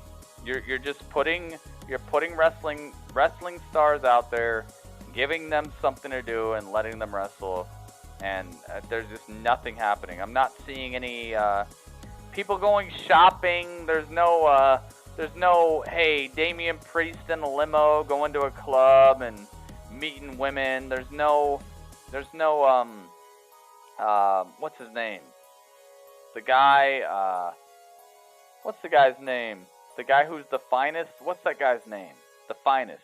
Kona Reeves. There's no Kona Reeves shopping for fur coats, gold chains. There's no Tommaso Ciampa working out and talking about his like approach to getting back to the championship. It's just all in ring. It's all 45 seconds of on mic work. It's lazy and it's not brilliant.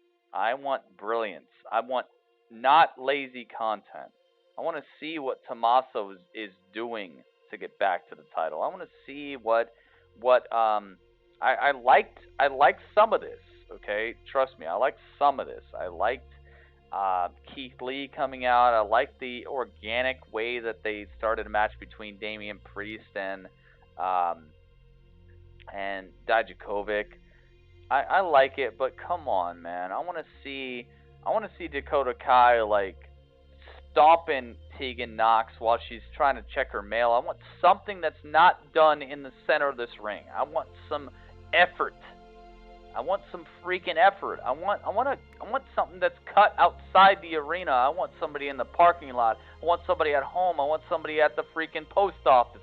I want somebody in the I want a match to start in the middle of a freaking supermarket. I want there to be a press conference where Triple H and Shawn Michaels are talking about what's going to happen at TakeOver Portland, and then all of a sudden the camera's like, what's going on? And they go down to the front row, and it's Pete Dunne versus Joaquin, whatever. I want that. I want something that's not just in-ring stuff over and over again. It's lazy as heck, and I'm not interested. I'm happy. I'm glad you guys have good matches. Great stuff, NXT. But I'm sorry, you're getting a 7.3 for me. It's over with. The honeymoon is over. The honeymoon's over. I'm sick and tired of in-ring storytelling. All right, I need something that makes me tune in. AEW is making me interested in characters. They're making me interested in what could happen next. They're making me feel like next week I'm going to tune in and get surprised. I don't think I'm getting that from NXT. There's no surprise. The only surprise is who's going to come out and do the same spot we saw from Tommaso Ciampa last week. The same old spot. Pull somebody off the apron and just get everybody excited. Oh, he pulled him off the apron. Oh my God, that means he doesn't like this guy. It's redundant. Okay? It's the same repetitive stuff over and over again. And I'm not saying it sucks. I'm just saying it is achieving that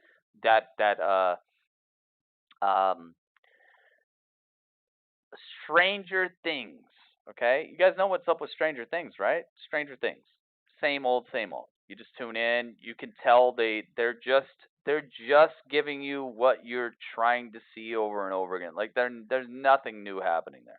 Stranger Things has been the same show for the last 3 seasons. It's just, oh, the kids are looking for an answer to the problem.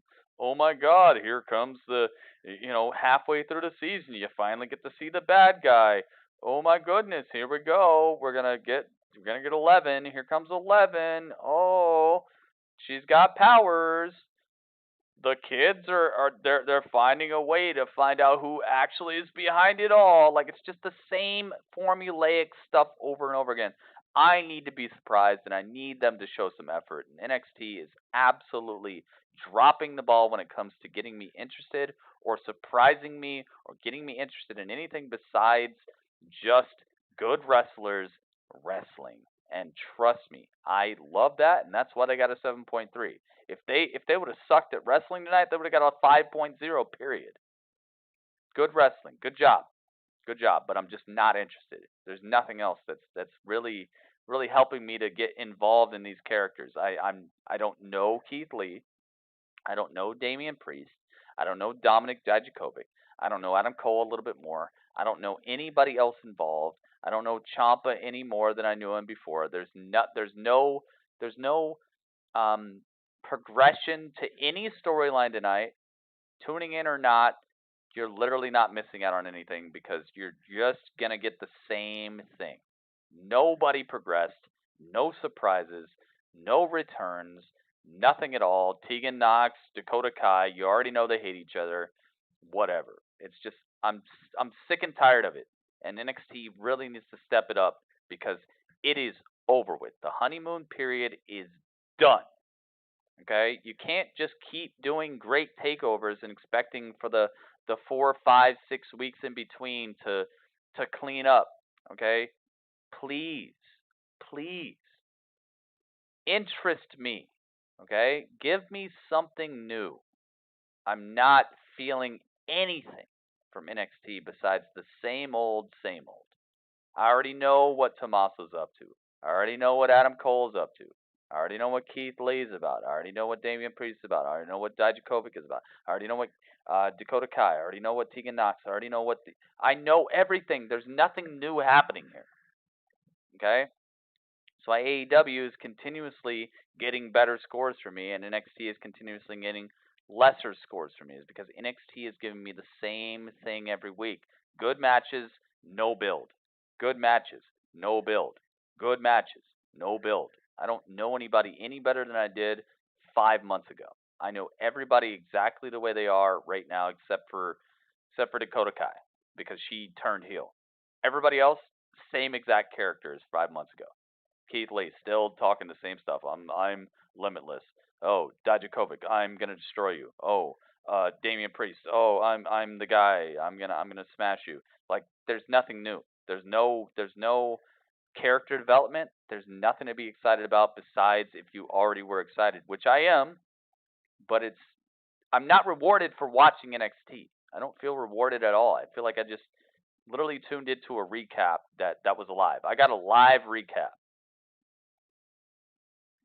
Sorry, but a 7.3 is what they get from me. Less than a point from me. But it's find out. Did they get a point tonight? Because it's not just up to me, but I'm just telling you guys. I'm trying to let you guys know exactly why I gave it a 7.3, so that people aren't like, yo, Gritty's being super hard on NXT. He don't care. Dude, I care. It's just I don't feel rewarded for watching NXT tonight. I got good matches, great. I just replay last week. Nothing happened. Nothing happened. I got a bloody contract signing from Tommaso Ciampa. Okay, good. Thanks. Next, what else? Nothing. Absolutely nothing. Just some okay matches. And a Dusty Rhodes Classic win by a team that's not even a real tag team in my book. The Grizzled Young Veterans are a much more of an actual tag team, and they should have got this. They should have won it. They should have taken it. Now the Broserweights are going to split up, and they're not going to be a tag team anymore. And you just gave the tag team cup to a non-tag team who's never going to run together again. And maybe a year from now they'll be like, remember this, and then they'll come back together for a match just to save an episode of NXT. Like I'm not a fan of it. So sorry, but 7.3 for me. Still a good rating, but just not worthy. Not worthy of a point as far as I'm concerned. But let's find out what the math says. Let's kick it up. So hopefully that's a good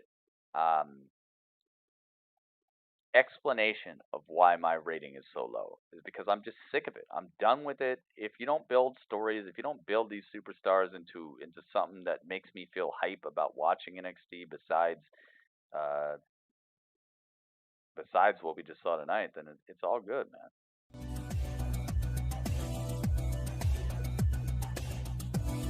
Yep, Black and Ricochet, exactly.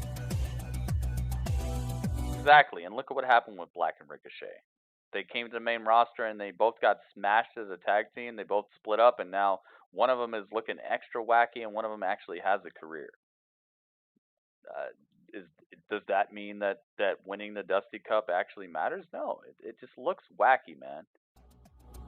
Either way, like I said, let's add it up. Let's find out. That's my final review. Here we go. We got an 8.6. We got an 8.3. And we got a 7.3, which equals a 24.2. Divided by 3 equals 8.0. Oh my goodness. 8.0. Is that the same thing?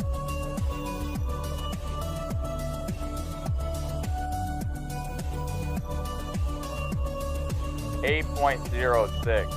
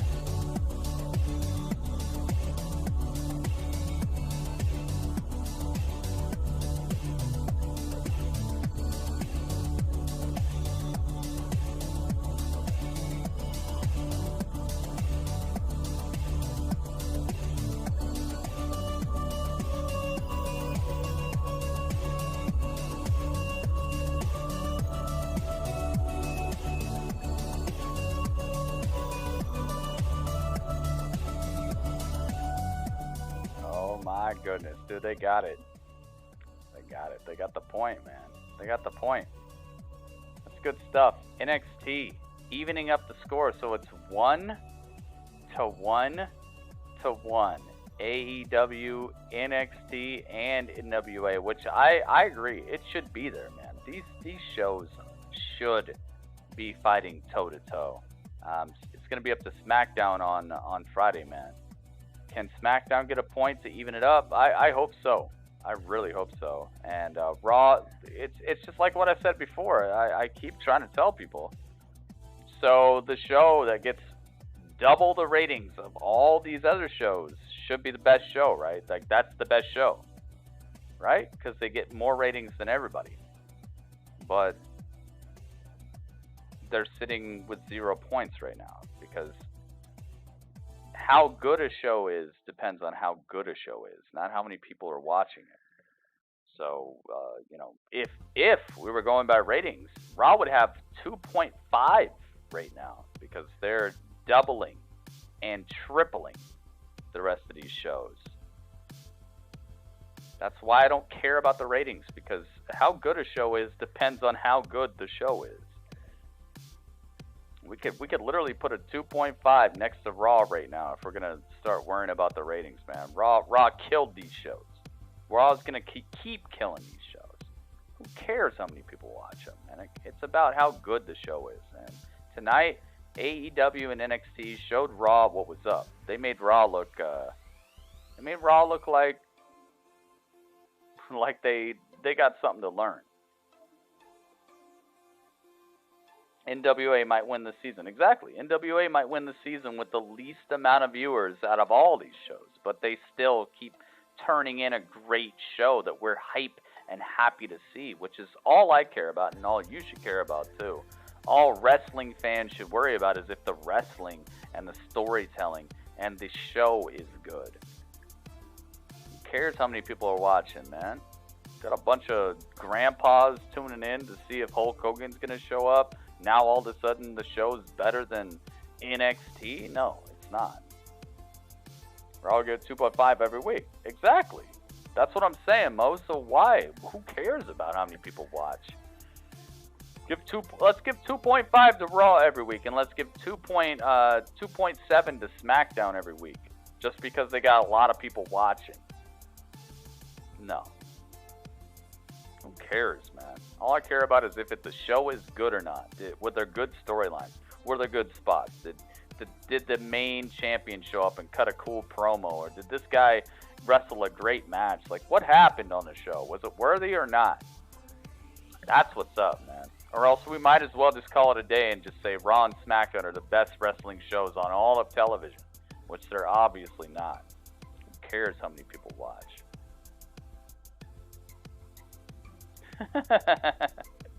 You know what I mean. Yeah, NXT, I don't think they're lazy with NXT. I just think that they're relying upon what has worked for them for so long. So they're just trying to give the fans what they want. And I agree, the fans do want great wrestling. Skull Crusher, what's up? Welcome back. It's like me, man. If I'm making $100 a night by just sitting here saying la la la la la la la la la la la la la, and then I turn the stream off and I go to bed, and then I wake up with $100 in my bank account, of course I'm gonna come back on every night and go la la la la la la, and then the $100 shows up in my bank account, and then I go to sleep. I wake up, $100. Boom. I just keep on doing it. That's NXT right now. Like, they're just doing what the fans have told them that they want. But they're missing the point of why we loved Samoa Joe, why we loved Shinsuke, why we loved Sami Zayn, why we loved Kevin Owens, why we loved the Lucha Dragons, why we loved the Ascension, why we loved Tyler Breeze, why we loved all these guys. It's because they built them correctly and gave them some storylines, gave them some things to bounce around on, not just them coming out here and hitting somebody with their finishing move and calling it a night and getting a title shot out of nowhere. Like, that's not the main reason we loved Samoa Joe, Kevin Owens, Finn Balor, the Demon, like, we loved it because they built them correctly. They gave them a storyline. They gave them a reason to show up and smash people, not just, oh, I'm back. And that's the problem I'm having with NXT right now, is because they're building people. Yes, I love Adam Cole. Adam Cole's doing a great job. But there's this like disconnect between Adam Cole and a Samoa Joe type of champion. Between him and Shinsuke type of champion. Between him and Finn Balor type of champion. There's a disconnect there. And I need to feel, I need to care. I need to have a storyline, and they were doing a really good job with him and Johnny Gargano. I loved it when he was going to Johnny Gargano's dad's pizza shop and all that. It was great, but they have dropped that. That level of storytelling is out the window in NXT right now. Remember when they showed you Shayna Baszler's garage? Remember that? They showed you Shayna Baszler's garage, her working on her car, and her, like, telling you something about herself for us to all get involved in. Remember that? Out the window. What do you know about, what does anybody in here know about Rhea Ripley right now? What is Rhea Ripley interested in? Why is Rhea Ripley at the top? What drives her? Who did she train with? How did she get where she's at? There's nothing. There's none of that. There's nothing. There's no reason to care about anybody right now except for, I like her. I like him. That's why I need the return of Velveteen so much. And that's why I need the return of Kona Reeves as well. Because Kona Reeves was at least built as the finest. Like, he's going to have the finest things. This guy, you're beneath him. Like, he at least has a character that you can be like, okay, that's what he's here for. So many superstars right now, they're just here and they're punching people. Great. No reason to care about anybody in NXT right now besides, I like him. I like her. There's nothing there. And that's the difference between previous NXT and current NXT. Previous NXT, you had a reason to be like, oh, I love Sammy. I love Shinsuke. I love Finn. I love Samoa Joe. I love these guys. I love Neville. I love the Lucha Dragons. I love... You could at least get on the side of somebody like the Ascension. You could actually invest and be like, dang, dude, they are the Wasteland. They're here to just destroy people, and that's their thing. That's in their heart. Like, that's what they want to do. None of that's happening right now. There's just people out here like, oh, I guess I fight you now.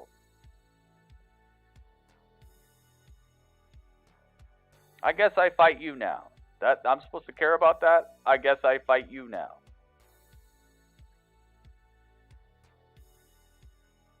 Charisma. Exactly, dude. Stuff like that. When was this, Gritty? I don't know. Shayna showed her life. Yeah. It was right before she fought Rhea Ripley. They showed Shayna Baszler. She was in her garage working on her car, like building the engine. It showed, like, in the garage what her muscle car, it was a muscle car. It was like an old school Mustang. It would look like, you ever seen the movie Gone in 60 Seconds? It looked like Eleanor. Like, she just had this, like, dream car she'd been building, and she'd been working on the parts and, like, putting in all the wrench time. Like, she actually had a real life. She was a real person for a second. Yeah, it was right before that. I could probably find it for you if you want to see. But anyway, I'm glad NXT got a point tonight, because if it was up to me, they wouldn't have got one. They did an all right job. Good stuff. Good stuff, man. Either way, man. Here we go. Let's take a look at it. Let's take a look at it. This is the current rundown, the Battle of the Brands. I'm so hype about this, man.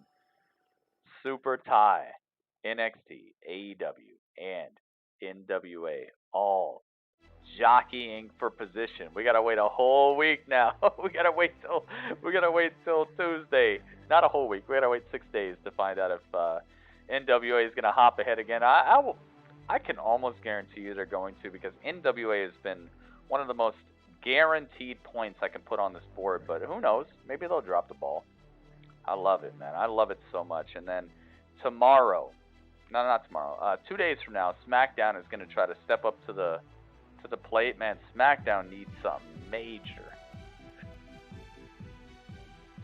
SmackDown's going to need to put John Morrison in the main event for like the Intercontinental title or something. They got to build something crazy right now. It's going to have to be maybe no, Braun versus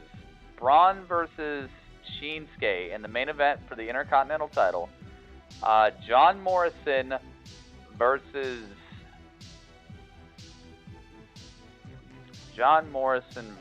who? John Morrison versus like Kane or something. They're gonna have to, man. They're gonna have to do some things. I can't even begin to tell you. They're gonna need something. 69 Ford Mustang is Shayna's car. There you go. See? Only watched NWA once. Cameron, man, I'm telling you, it's a great show. I mean, you might be busy next time it's on. I think the only reason you probably didn't watch it is that you were probably busy. Because, man, I've been preaching about it up and down for like 2-3 months now.